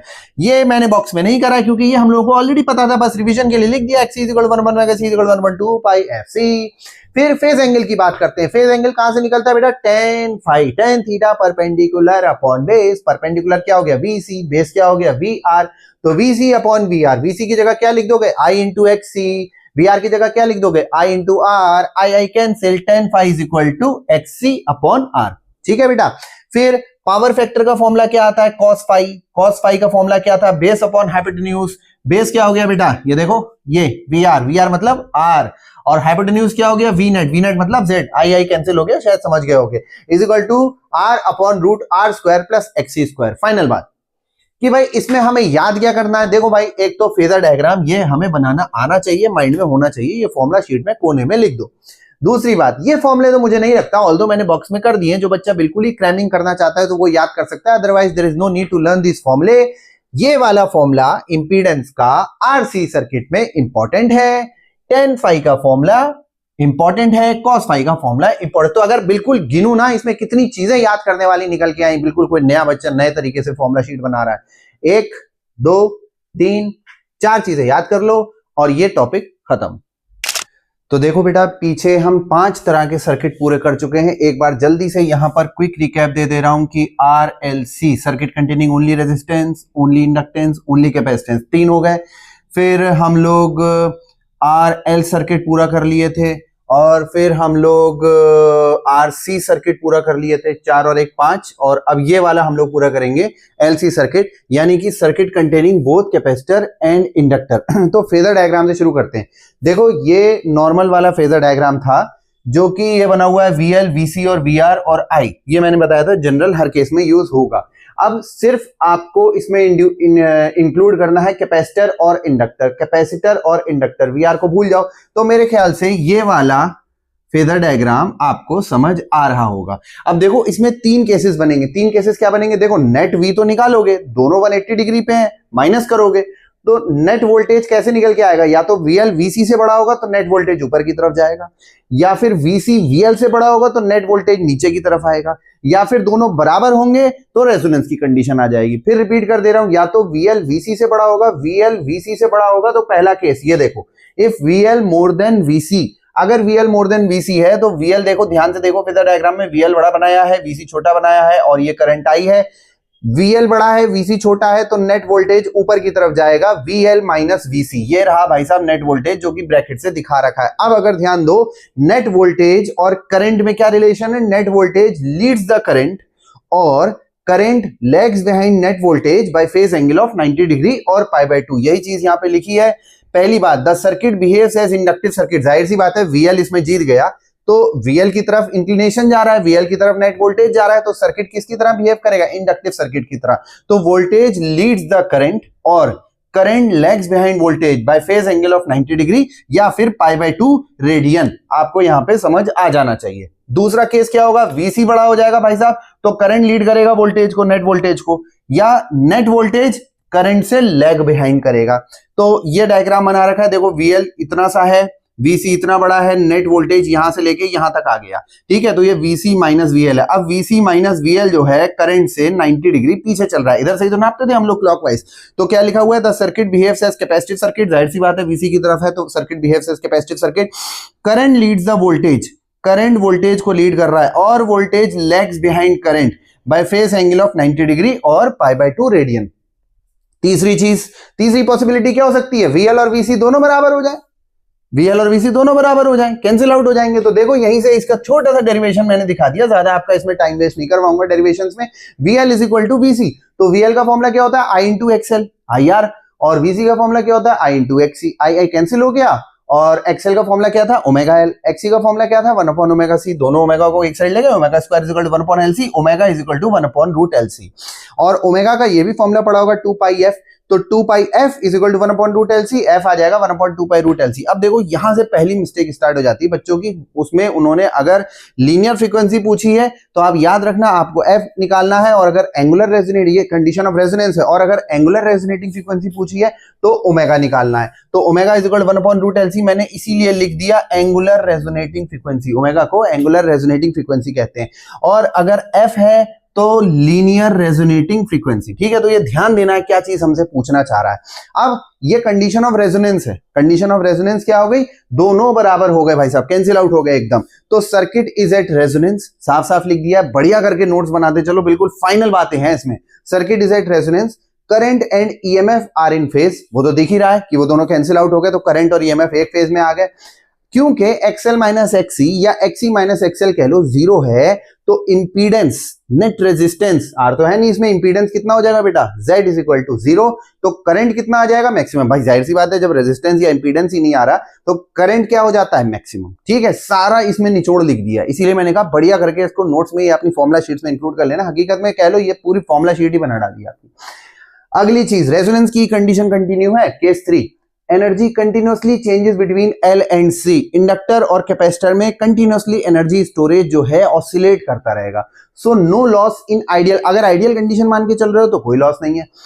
Inductor में फॉर्मूला एनर्जी का वैसे आपको याद ही होगा, लेकिन इसे याद भी कर लेना, अगर नहीं है फॉर्मूला शीट में इंक्लूड कर लेना। क्या फॉर्मूला होता है, U is equal to half LI square. L क्या होता है, इंडक्टेंस। ये इंडक्टर में ये क्वेश्चन है, इंडक्टर में एनर्जी किस फॉर्म में स्टोर होती है, तो याद रखना कॉइल के अंदर एनर्जी हमेशा मैग्नेटिक फील्ड की फॉर्म में स्टोर होती है, ठीक है। और अगर कैपेसिटर में एनर्जी ऑसिलेट करने लगे, मतलब इंडक्टर और कैपेसिटर के बीच एनर्जी ऑसिलेट कर रही, तो कैपेसिटर का तो फॉर्मूला आपने पीछे ही चैप्टर पढ़ लिया, U is equal to half CV square. और कैपेसिटर के अंदर एनर्जी हमेशा इलेक्ट्रिक फील्ड की फॉर्म में स्टोर होती है, स्टोर्ड इन इलेक्ट्रिक फील्ड। इन दोनों के बीच में ऑसिलेट करती रहेगी ये एनर्जी, और किसी भी इंस्टेंट पर टोटल एनर्जी क्या होगी, कांस्टेंट, वो तो आपने पढ़ ही रखा है। और इसका फॉर्मूला भी आपको याद रखना है, हाफ C E0 का स्क्वायर। अब एक और गलती यहां पे बच्चे क्या करते हैं, बच्चे इस E0 को एप्सिलॉन नॉट लिख के चले आते हैं, या मान लो एप्सिलॉन नॉट रख के सॉल्व कर देते हैं न्यूमेरिकल्स में। ये E0 है, इसीलिए मैंने मार्क भी कर दिया। क्या मार्क करा है, peak value of voltage. E0 क्या है बेटा, peak value of voltage. Average power, power losses क्या है, केस 1 और केस 2 में पावर का फॉर्मूला आगे पढ़ाऊंगा भी, अभी यहां पर लिखवा दिया, वैसे आप बॉक्स में कर सकते हैं। Power is equal to VRMS into IRMS into cos phi, जिसे आप R/Z भी कहते थे।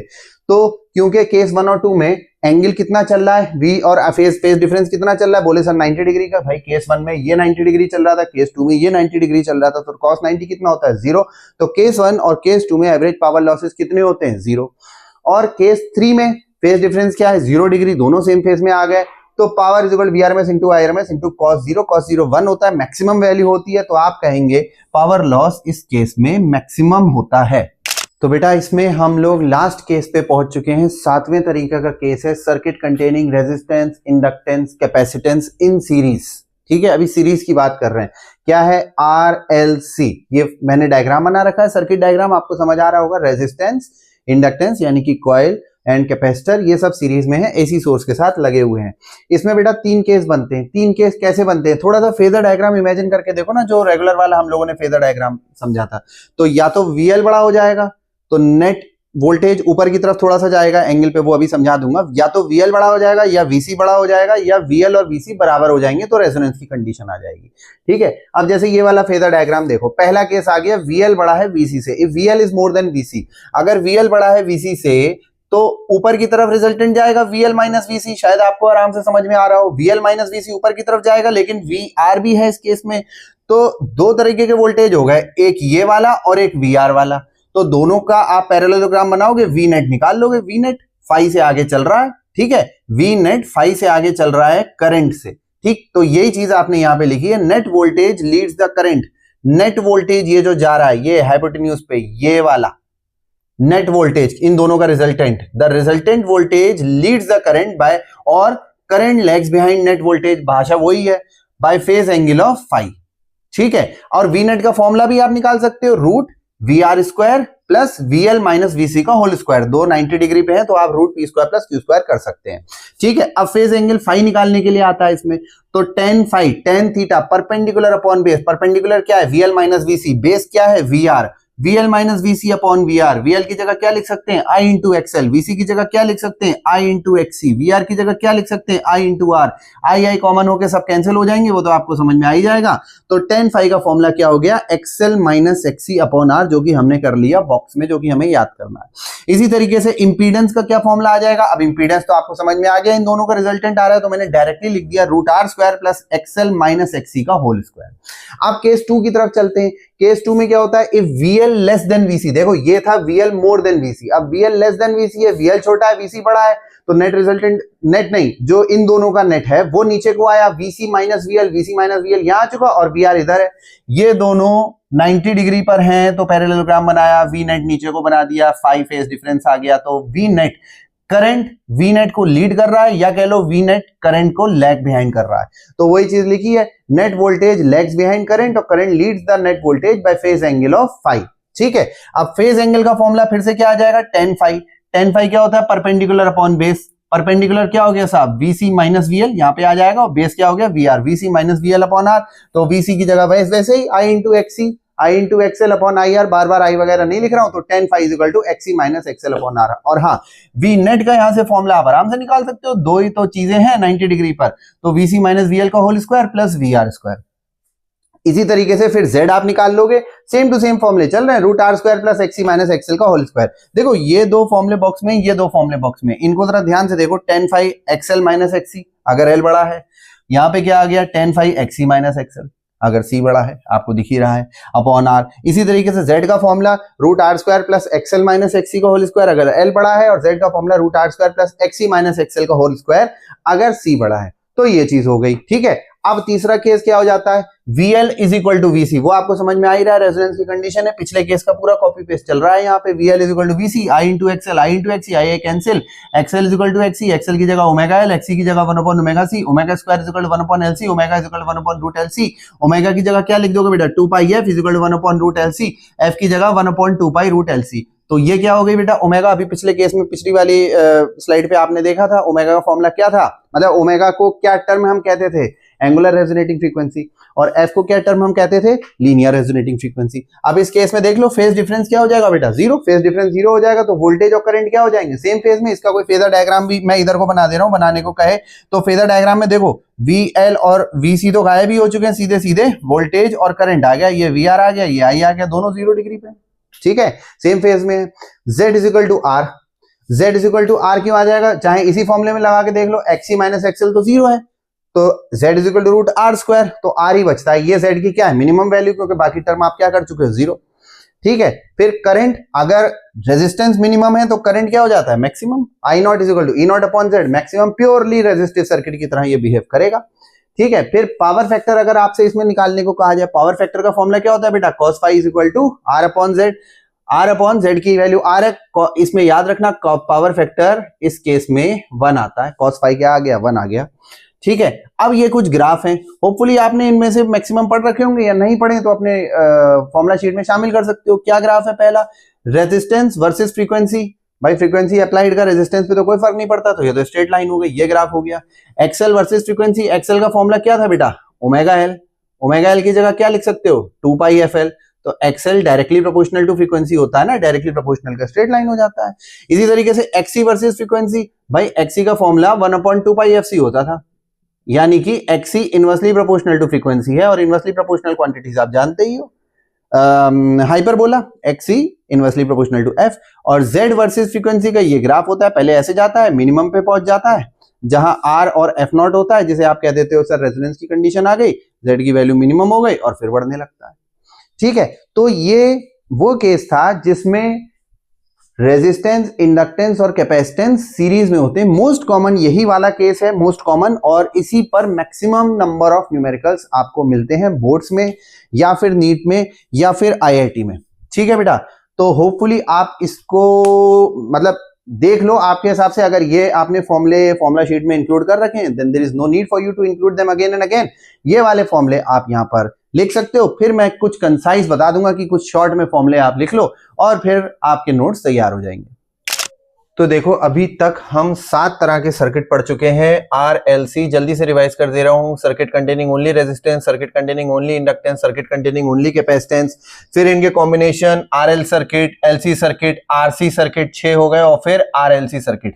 अब इन पर बेस्ड न्यूमेरिकल जिसे कहते हैं ओपन हो जाते हैं, खूब सारे न्यूमेरिकल आते हैं।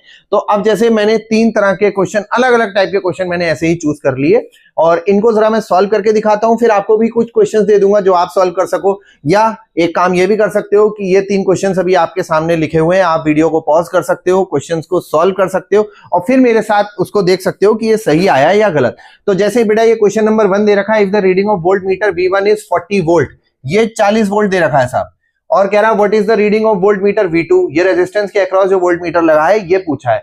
अच्छा देखो, अगर मेंशन ना हो कहीं पर स्पेसिफिकली तो हमेशा वो चीज RMS मान ली जाती है। जैसे यहां पर मेंशन नहीं है कि ये V0 है या VRMS है, तो आप मान के चलिए कि ये V1 जो है RMS है। अब ये चीज दे रखी है V is equal to V0 sine omega T, ठीक है, यहां तो ये RMS है तो दोनों को RMS की फॉर्म में कन्वर्ट कर लो। तो इसका आंसर 1 करके लिख दे रहा हूं। आंसर हो जाएगा साहब, जैसे ये वाला है तो इसको लिखूंगा VRMS is equal to V0 upon √2, यानी कि 50√2 अपॉन √2, यानी कि ये आ जाएगा साहब 50 वोल्ट। तो 50 वोल्ट की ये सप्लाई दे रखी है और यहां आ रहा है 40 वोल्ट। V2 का पूछा है। अब देखो ये इंडक्टर और कैपेसिटर है, चाहे इन दोनों में से जो भी डोमिनेंट हो, जो रिजल्टेंट वोल्टेज के साथ करंट का फेज आएगा वो 90 डिग्री आएगा। चाहे समझ लो, यहां पे फेजर डायग्राम बना दे रहा हूं, ये VR है, ये I है, ये VL है, ये VC है। मान लो VL ज्यादा है, ठीक है, VL ज्यादा है VC से। अब VR को तो अभी हम कंसिडर नहीं कर रहे क्योंकि VR को हम अलग से देख लेंगे। VL ज्यादा है VC से तो ऊपर को रिजल्टेंट जाएगा तो वो करंट के साथ 90 डिग्री आ जाएगा। अगर VC ज्यादा है VL से तो नीचे को रिजल्टेंट जाएगा तो वो वोल्टेज भी करंट के साथ 90 डिग्री आ जाएगा, ठीक है। ये 90 डिग्री पे चल रहा है, यानी कि इसके और इसके बीच में 90 डिग्री का फेज डिफरेंस चल रहा है। VR और जो भी रिजल्टेंट निकलेगा, चाहे ऊपर VL माइनस VC निकले, चाहे नीचे VC माइनस VL निकले, जो भी निकलेगा उसका रेजिस्टेंस के अक्रॉस वोल्टेज से 90 डिग्री फेज डिफरेंस चल रहा होगा। तो अब ये पता चल गया कि टोटल जो आना है, ये तो 50 वोल्ट हो गया, ये टोटल जो आना है वो इन दोनों के 90 डिग्री पे चल रहा है। यानी कि ऐसे समझ लो ना कि V net is equal to, जो 90 डिग्री पे होते हैं उनका क्या होता है, V1 स्क्वायर प्लस V2 का स्क्वायर। वो तो आपको पता ही है, P square plus Q square, ऐसे काफी चीजें हमने पीछे सॉल्व कर रखी हैं। तो 50 इज इक्वल टू रूट, ये आ जाएगा 40 का स्क्वायर प्लस V2 का स्क्वायर। अब ये 2500 माइनस 1600, अब बाकी कैलकुलेशन तो खैर एक हल्की सी चीज है, इज इक्वल टू V2 का स्क्वायर। तो V2 का स्क्वायर हो जाएगा 900, यानी कि यहां से V2 निकल आएगा बेटा 30 वोल्ट। होपफुली आपको ये क्वेश्चन समझ में आया होगा। फिर अगला क्वेश्चन देख लो, what is the power factor for the circuit shown. अब ये एक सर्किट दे रखा है साहब, XL, XR, XC, ये तीनों मेंशन्ड है, RLC सर्किट है। पावर फैक्टर आपसे पूछ रहा है। अच्छा साहब, तो पावर फैक्टर का फॉर्मूला पीछे हम कई बार पढ़ चुके हैं। पावर फैक्टर का फॉर्मूला क्या होता था बेटा, रिकॉल करो, cos pi is equal to R upon Z, ठीक है। अब ये RLC सर्किट है तो वहां पर Z का फॉर्मूला क्या पढ़ा था, रूट R स्क्वायर प्लस जो भी बड़ा है XL माइनस XC का whole square, XL minus XC का होल स्क्वायर। तो पावर फैक्टर cos फाई हो जाएगा R, तो ये रहा, XR वैसे होना नहीं चाहिए, R ही होना चाहिए, कोई बात नहीं, 60 अपॉन रूट 60 का square plus XL minus XC 100 minus 20 का होल स्क्वायर, यानी कि 60 अपॉन 60 का स्क्वायर रूट में चल रहा है प्लस 80 का स्क्वायर, यानी कि 60 अपॉन 100, ये 100 आ जाता है, आपको पता ही होगा, ये आ गया 0.6, पावर फैक्टर आंसर आ गया, ठीक है। अब क्वेश्चन नंबर 3 देख लेते हैं, आंसर 3। तो कह रहा है series LCR circuit is connected to an AC source E दे रखा है 10 sin 100 pi t minus pi by 6 current from a supply is I is equal to 2 sin, what is the average power dissipated. तो देखो पीछे भी power dissipated का formula discuss कर चुका हूं, आगे भी एक टॉपिक अलग से फिर से बना लेंगे। और पावर डिसिपेटेड का फॉर्मूला आपको केवल एक ही याद करना है, पावर डिसिपेटेड, और ये अपनी फॉर्मूला शीट में भी इंक्लूड कर लेना, वैसे आपने पीछे इंक्लूड कर लिया होगा, VRMS into IRMS into cos phi power factor, ठीक है। या फिर इसको ऐसे भी लिख सकते हैं, VRMS into IRMS into R upon Z, वो आपको पता ही है cos phi R upon Z होता है, ठीक है। तो ये पावर डिसिपेटेड का फॉर्मूला चाहे एक करके याद कर लो, चाहे 2 फॉर्मूले करके याद कर लो, ये हमें फॉर्मूला शीट में इंक्लूड कर देना। अब पावर डिसिपेटेड पूछ रहा है, तो भाई पहली चीज तो cos फाई फेज डिफरेंस, चलो भाई फेज डिफरेंस निकालते हैं। फेज डिफरेंस निकालो भाई, माइनस करो pi by 2 minus minus pi by 6, sorry pi by 12 minus minus pi by 6। अब बोले सर दो बार क्यों माइनस लगाया? देखो बेटा ये प्लस में पाई बाय 12 चल रहा है, वो माइनस में पाई बाय 6 चल रहा है, तो शायद समझ रहे हो दोनों का फेज डिफरेंस, ये चीज प्लस होने लगेगी। तो pi by 12 plus pi by 6, ये आ जाता है बेटा 12, तो आ जाएगा पाई प्लस 2 पाई, तो ये आ जाएगा 3 पाई बाय 12, ये आ जाएगा साहब pi by 4, phi is equal to pi by 4। अब चलो और कैलकुलेशन कर लेते हैं। देखो आपको पता होगा पाई जो होता है 180 डिग्री होता है, 180 अपॉन 4 यानी कि 45 डिग्री। ठीक है साहब, अब पावर डिसिपेटेड का फॉर्मूला लगा दो, power is equal to V R M S, तो V is equal to V not sine omega T या E is equal to E not sine omega T. तो आरएमएस बनाना है 10 by root 2, 10 by root 2 into कहां चला गया I R M S, I is equal to I not sine omega T, ये भी 2 bye root 2 हो जाएगा क्योंकि आई आर एम एस लगाना है 2 बाय रूट 2 इंटू, और बाकी cos फाई तो वही cos 45 मेरे ख्याल से जानते हो 1 बाय रूट 2, तो ये रूट 2 और 2 कैंसिल हो जाएंगे, तो आंसर आ जाएगा बेटा 10 बाय रूट 2, और यूनिट जरूर याद रखना, पावर डिसिपेटेड है तो वॉट में आ जाएगा। तो इस तरह से आपको अलग अलग क्वेश्चंस करने हैं। तो ये एक क्वेश्चन है, पिछले जो 3 क्वेश्चन हमने करे थे ना उनसे एक लेवल अप है ये क्वेश्चन। तो क्वेश्चन क्या दे रखा है, series LCR circuit with resistance of 100√5 ohm is connected. काफी लंबा क्वेश्चन है, तो एक काम करते हैं कि एक काम तो पहली चीज तो ये कर लो कि आप खुद अटेम्प्ट कर लो, ठीक है, पॉज कर लो आप वीडियो, खुद अटेम्प्ट करके देख लो कि क्या क्वेश्चन क्या आंसर आ रहा है, किस तरीके से अप्रोच बननी है, और पॉज करने के बाद जब अटेम्प्ट हो जाए तो मेरे साथ सॉल्व कर सकते हो या चेक कर सकते हो कि series LCR circuit with resistance. तो जैसे मैं कह रहा था काफी लंबा सा इसकी क्वेश्चन की लैंग्वेज है, तो यहां पर हम लोग लिखते जाएंगे गिवन क्या क्या है। तो गिवन एक तो बेटा दे रखा एलसीआर सर्किट है, ये हमें पता चल गया। अच्छा, रेजिस्टेंस दे रखा है 100√5 ओम, ये लिख लिया मैंने। Is connected to an AC source of 200 volt. तो बेटा जब गिवन नहीं होता है, मैंने आपको कहा बाय डिफॉल्ट हम उसे आरएमएस मानते हैं, तो वी आरएमएस हमें दे रखा है 200 वोल्ट। फिर कह रहा है when the capacitor is removed from the circuit. देखो एलसीआर सर्किट है तो इसको ऐसे समझो कि मान लो ये वीएल है और ये वीसी था, फेजर डायग्राम हम जो याद करते थे, ये वीआर हो गया, ये आई हो गया। तो when the capacitor is removed from the circuit, अब जब आप कैपेसिटर निकाल दोगे तो दो ही चीजें बची, एक वीएल और एक वीआर, रेजिस्टेंस और इंडक्टेंस। ठीक है बेटा, तो when the capacitor is removed from the circuit current lags behind EMF by 45 degree. अच्छा, एल आर या आर एल सर्किट में फेज डिफरेंस का फॉर्मूला क्या था, tan phi is equal to XL upon R. तो tan 45 दे रखा है, tan 45 is equal to XL upon R. tan 45 की वैल्यू 1 होती है, यानी कि यहां से ये पता चल गया कि एक्सएल और आर बराबर है। ठीक है बेटा, तो एक ये पता चल चुका, एक ये पता चल चुका, 3 चीजें पता चल गई। फिर वो कह रहा है when the inductor is removed from the circuit. अब इंडक्टर रिमूव कर दिया तो जाहिर सी बात है वीसी और वीआर ये बचे में सी और आर। तो आरसी सर्किट में tan phi is equal to XC upon R. Removed from the circuit, keeping the capacitor and resistor in the circuit, current leads by an angle tan inverse half. तो ये half हो गया, understood है। तो XC is equal to R by 2। तो एक ये चीज पता चल गई, 1 2 3 4 चीजें पता चल गई। कह रहा है कैलकुलेट द करंट। अच्छा, करंट निकालने के लिए एक तो इंपीडेंस पता होना चाहिए, तो इंपीडेंस इन एलसीआर सर्किट क्या फॉर्मूला होता था, रूट आर स्क्वायर प्लस जो भी बड़ा है एक्सएल, ये एक्सी है, एक्सएल माइनस एक्सी का होल स्क्वायर।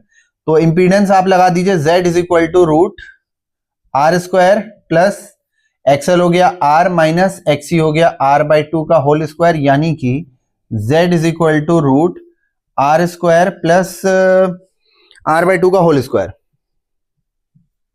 ठीक है बेटा, तो इसे ऊपर लिख देते हैं। Z आ जाएगा साहब root R square plus R square by 4, यानी कि Z आ गया root R square plus R square by 4, 5 R square by 4, root 5 R square by 4, और अगर रूट में से निकाल लो तो r बाय 2 रूट 5।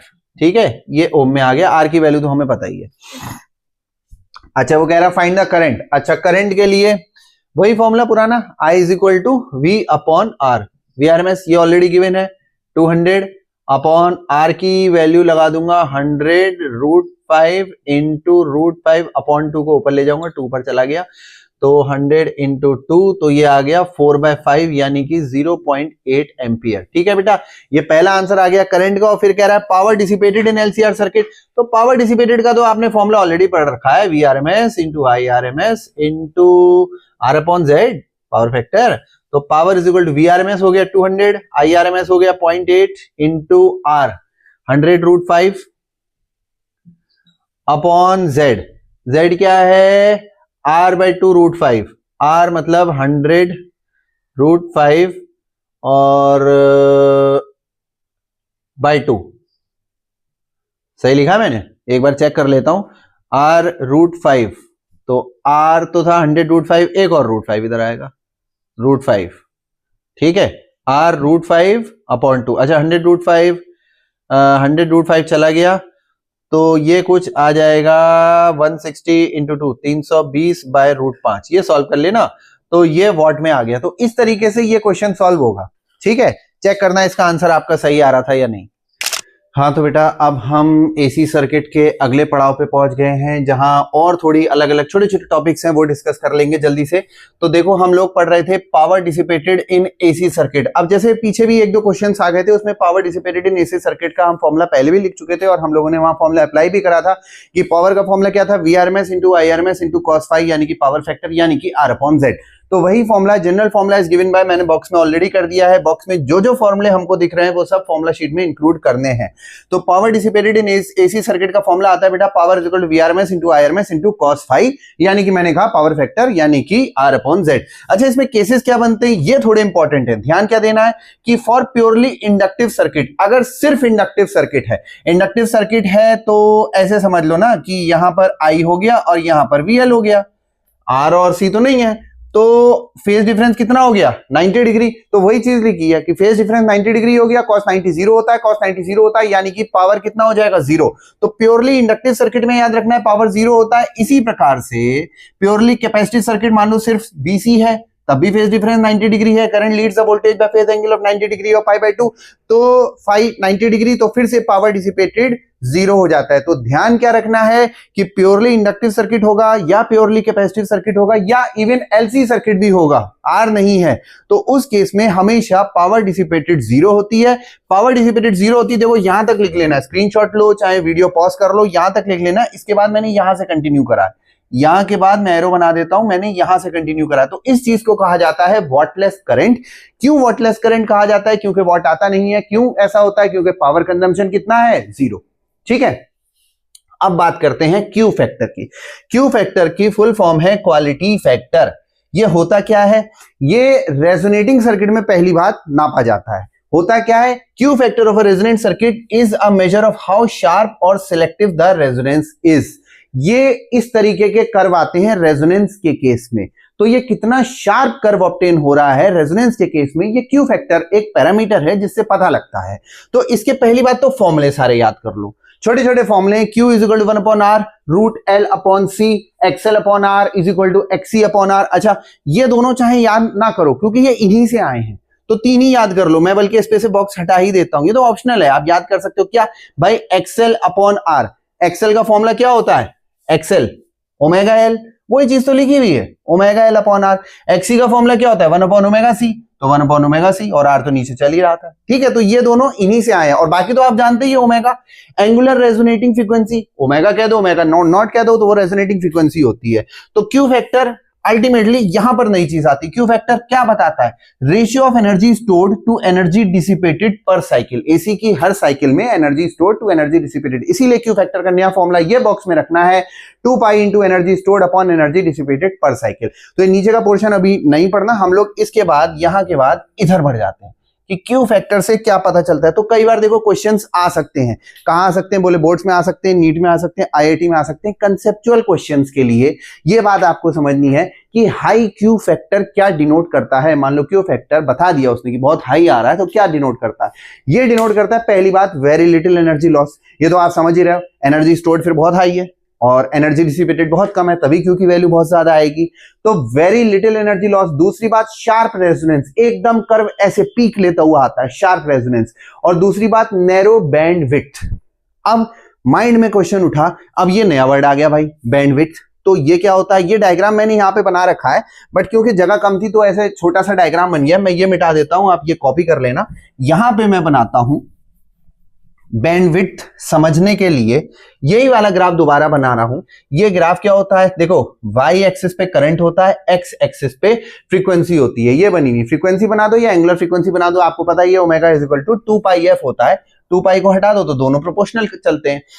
तो ये इस तरीके का ग्राफ आता है, मान लीजिए ऐसे करके बना दिया मैंने, ठीक है बेटा।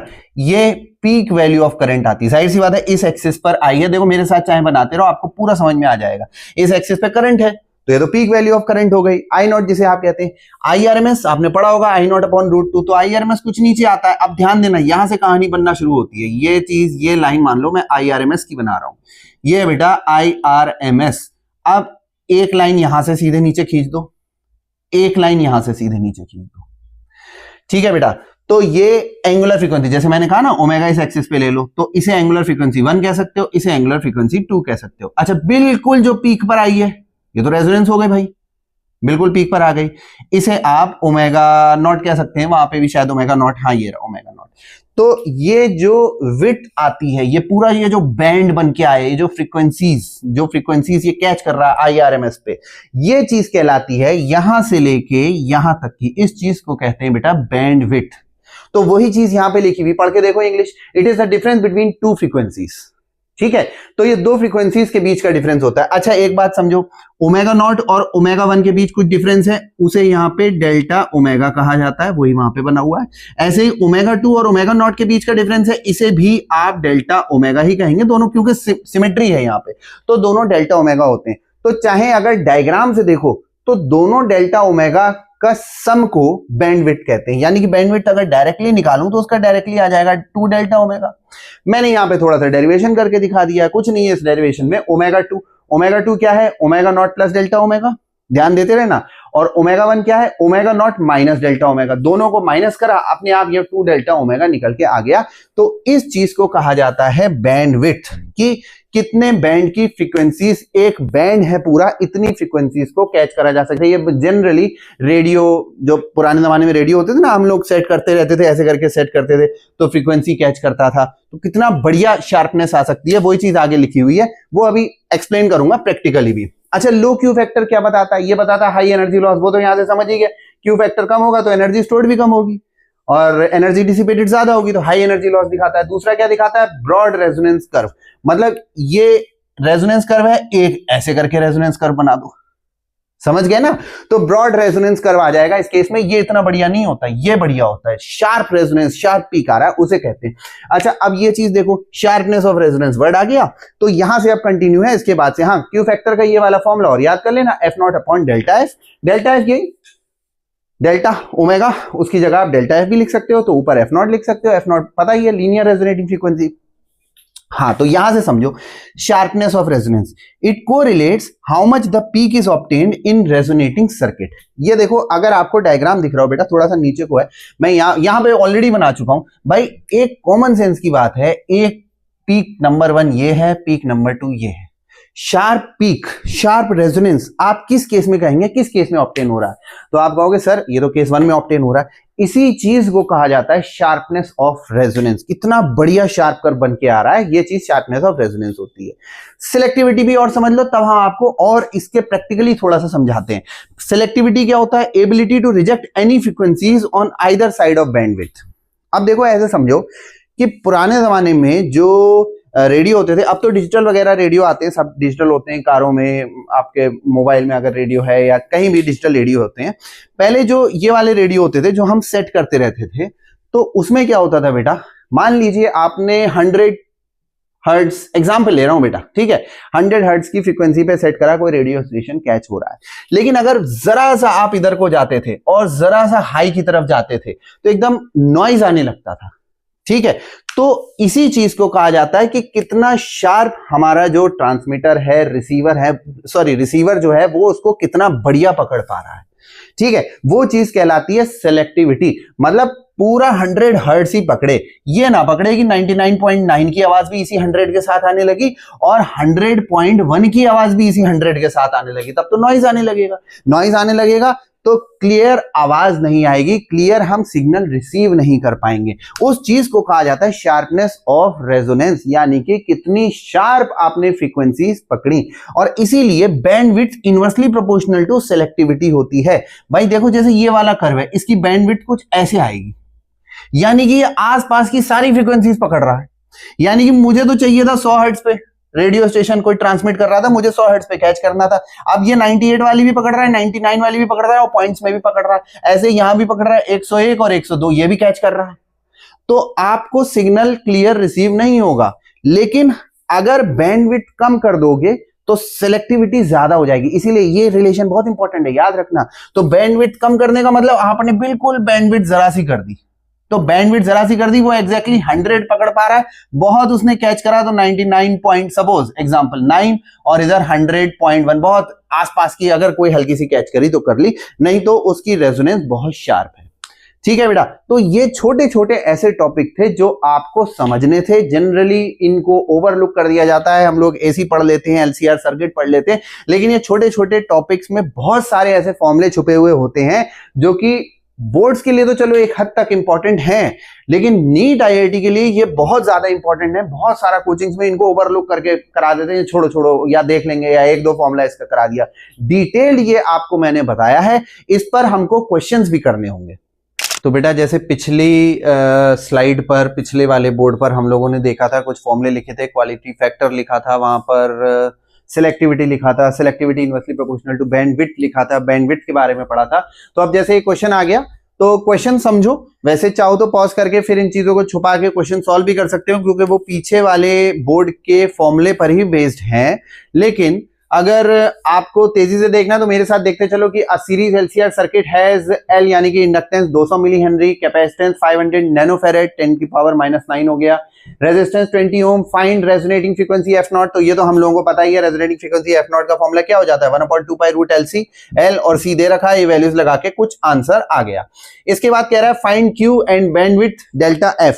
तो Q का फॉर्मूला मैंने पीछे भी पढ़ाया था आपको, XL/R = XC/R। तो XL/R अगर लगा दो तो 2 पाई F तो मैं निकाल ही चुका हूं, इंटू L ये दे रखा है 200 मिली हेनरी 10 की पावर -3 लगा दिया, अपॉन R रेजिस्टेंस कितना दे रखा है 20 ओम। तो ये 100 के आसपास आंसर आ जाता है, चेक कर लेना। और बैंडविड्थ अगर निकालना है तो बैंडविड्थ का फॉर्मूला पीछे भी बता रखा था, F0 upon delta F। F0 already निकाल चुके हो, मतलब रेजोनेटिंग फ्रीक्वेंसी। तो डेल्टा F यहाँ पे निकालना था बैंडविड्थ, हाँ तो डेल्टा F इधर चला जाएगा, तो F0 अपॉन Q, F0 पहले ही निकाल चुके हो और Q ये निकाल लिया 100। ठीक है, तो 15.92 के हिसाब से आंसर आ जाएगा। ये सिंपल क्वेश्चन हैं जिससे आपको समझ में आए कि आखिर अप्लाई कैसे करनी है चीजें। और फिर क्वेश्चन नंबर 2 कि a radio front end must separate 2 stations 1 megahertz and 1.006 megahertz. What minimum Q is needed so that the circuit's bandwidth does not exceed 6 kilohertz spacing. तो ये प्योरली एक तरीके से सिलेक्टिविटी या बैंडविड्थ का क्वेश्चन है। तो सिलेक्टिविटी क्राइटेरिया क्या है, जैसे मैंने कहा था ना रेडियो के केस में ये लगता है, तो 1 से लेके 1.006 तक ही रहना है। तो हमें सिलेक्टिविटी कितने की रखनी है, माइनस कर दो 1.006 -1 और मेगाहर्ट्ज मतलब 10 की पावर 6, तो वो 6 किलोहर्ट्ज 0.006 मेगाहर्ट्ज यानी कि सही बात है 6 किलोहर्ट्ज यानी कि 6 × 10 की पावर 3 हर्ट्ज आ गया। अब आपसे पूछा क्या है मिनिमम Q कितना नीडेड है, तो Q का फॉर्मूला वही पुराना F0 upon delta F। F0 already है 1 अपॉन डेल्टा F, 6 × 10 की पावर 3, 167 के आसपास आ जाएगा। तो ये जो है बैंडविड्थ इतनी होनी चाहिए, या Q इतना होना चाहिए मिनिमम Q कि वो अच्छे से ये फ्रीक्वेंसीज कैच कर ले, इनके आसपास की कोई फ्रीक्वेंसी कैच ना करे। तो देखो मैंने maximum topics alternating current chapter के यहाँ पे आपको कवर करवा दिए। इनफैक्ट आप कंपेयर करके देखना, मैं जैसे बता ही रहा था पिछले वाले कट पे कि बहुत सी कोचिंग में बहुत सारे टॉपिक्स स्किप भी कर देते हैं, और इस पे मैं और भी क्वेश्चंस करा सकता था, बट वीडियो बहुत ज्यादा लंबी हो जाती। तो मैंने क्या करा है, क्वेश्चंस अभी सैंपल टाइप के आपको क्वेश्चंस कराए हैं एसी में, कि कुछ प्रीवियस ईयर क्वेश्चंस करवा दिए, कुछ प्रीवियस ईयर आईआईटी, कुछ प्रीवियस ईयर बोर्ड्स नीट के क्वेश्चंस, इस तरीके के क्वेश्चंस करवा दिए हैं। लेकिन अब मैंने ये सोचा है कि मैं ऑल्टरनेटिंग करंट पर जैसे ही समय मिलता रहेगा मैं इस पर आपको अलग से क्वेश्चंस की प्रैक्टिस की वीडियो बना दूंगा। इनफैक्ट वीडियोस भी 3 मेरे दिमाग में आ रही हैं। एक वो जो बोर्ड लेवल क्वेश्चंस की प्रैक्टिस हो जाए, उसमें ज्यादा से ज्यादा क्वेश्चंस में प्रैक्टिस करा सकूं, 10 20 30 जितने भी हो सके। और एक वो जिसमें नीट लेवल क्वेश्चंस या नीट के प्रीवियस ईयर क्वेश्चंस जो भी इन टॉपिक से रिलेटेड है, और एक वो जिसमें आईआईटी के प्रीवियस ईयर क्वेश्चंस या आईआईटी लेवल क्वेश्चंस मैं इसमें करवा सकूं। तो उनके लिए भी मैं कोशिश करूंगा कि वीडियो बना दूं। फिलहाल ये वीडियो ऐसी वीडियो है जो आपको काफी हद तक परफेक्ट कर देगी ऑल्टरनेटिंग करंट चैप्टर में। तो मेरा तो यही कहना भाई, अच्छे से इसको वीडियो को दोबारा रिवाइंड करके अच्छे से आप इसके नोट्स बनाओ और इसकी फॉर्मूला शीट बनाओ। और बाकी तो वही है कि चैनल को सब्सक्राइब करो, लाइक करो, शेयर करो। भाई चैनल ग्रो करेगा, मुझे भी मोटिवेशन मिलता है कि मैं बनाऊं और अच्छी वीडियोस बनाऊं। तो वो अपने फ्रेंड्स, जो भी आपका फ्रेंड सर्किल है, उसी निच के लोगों के साथ शेयर करो कि भाई जिनको इंटरेस्ट है पढ़ने में वाकई। ठीक है बेटा, तो ये आप करिए और नेक्स्ट फिर किसी वीडियो में मिलते हैं जिसमें मैंने कहा कि मैं आपको क्वेश्चंस करवाऊंगा और कोई चैप्टर भी पकड़ लूंगा। या कोशिश करो, अगर कर सको तो कमेंट सेक्शन में मुझे बता सकते हो कि ये चैप्टर सर पकड़ लो, तो ये चैप्टर प्रायोरिटी पे कर लो। एसी मैंने इसलिए पढ़ा था क्योंकि टाइम ऑफ द ईयर ऐसा चल रहा है कि मैक्सिमम बच्चे एसी ही आसपास कोचिंग्स इसके आसपास या तो करवा चुकी हैं या करवा रही हैं, या स्कूल्स वगैरह में एसी चल रहा है। तो इस वजह से मैंने ये चैप्टर पकड़ा था। आप केमिस्ट्री का कोई चैप्टर पकड़ सकते हो तो मुझे बता सकते हो, बाकी मैं वीडियोस बनाता रहूंगा। ठीक है, थैंक यू।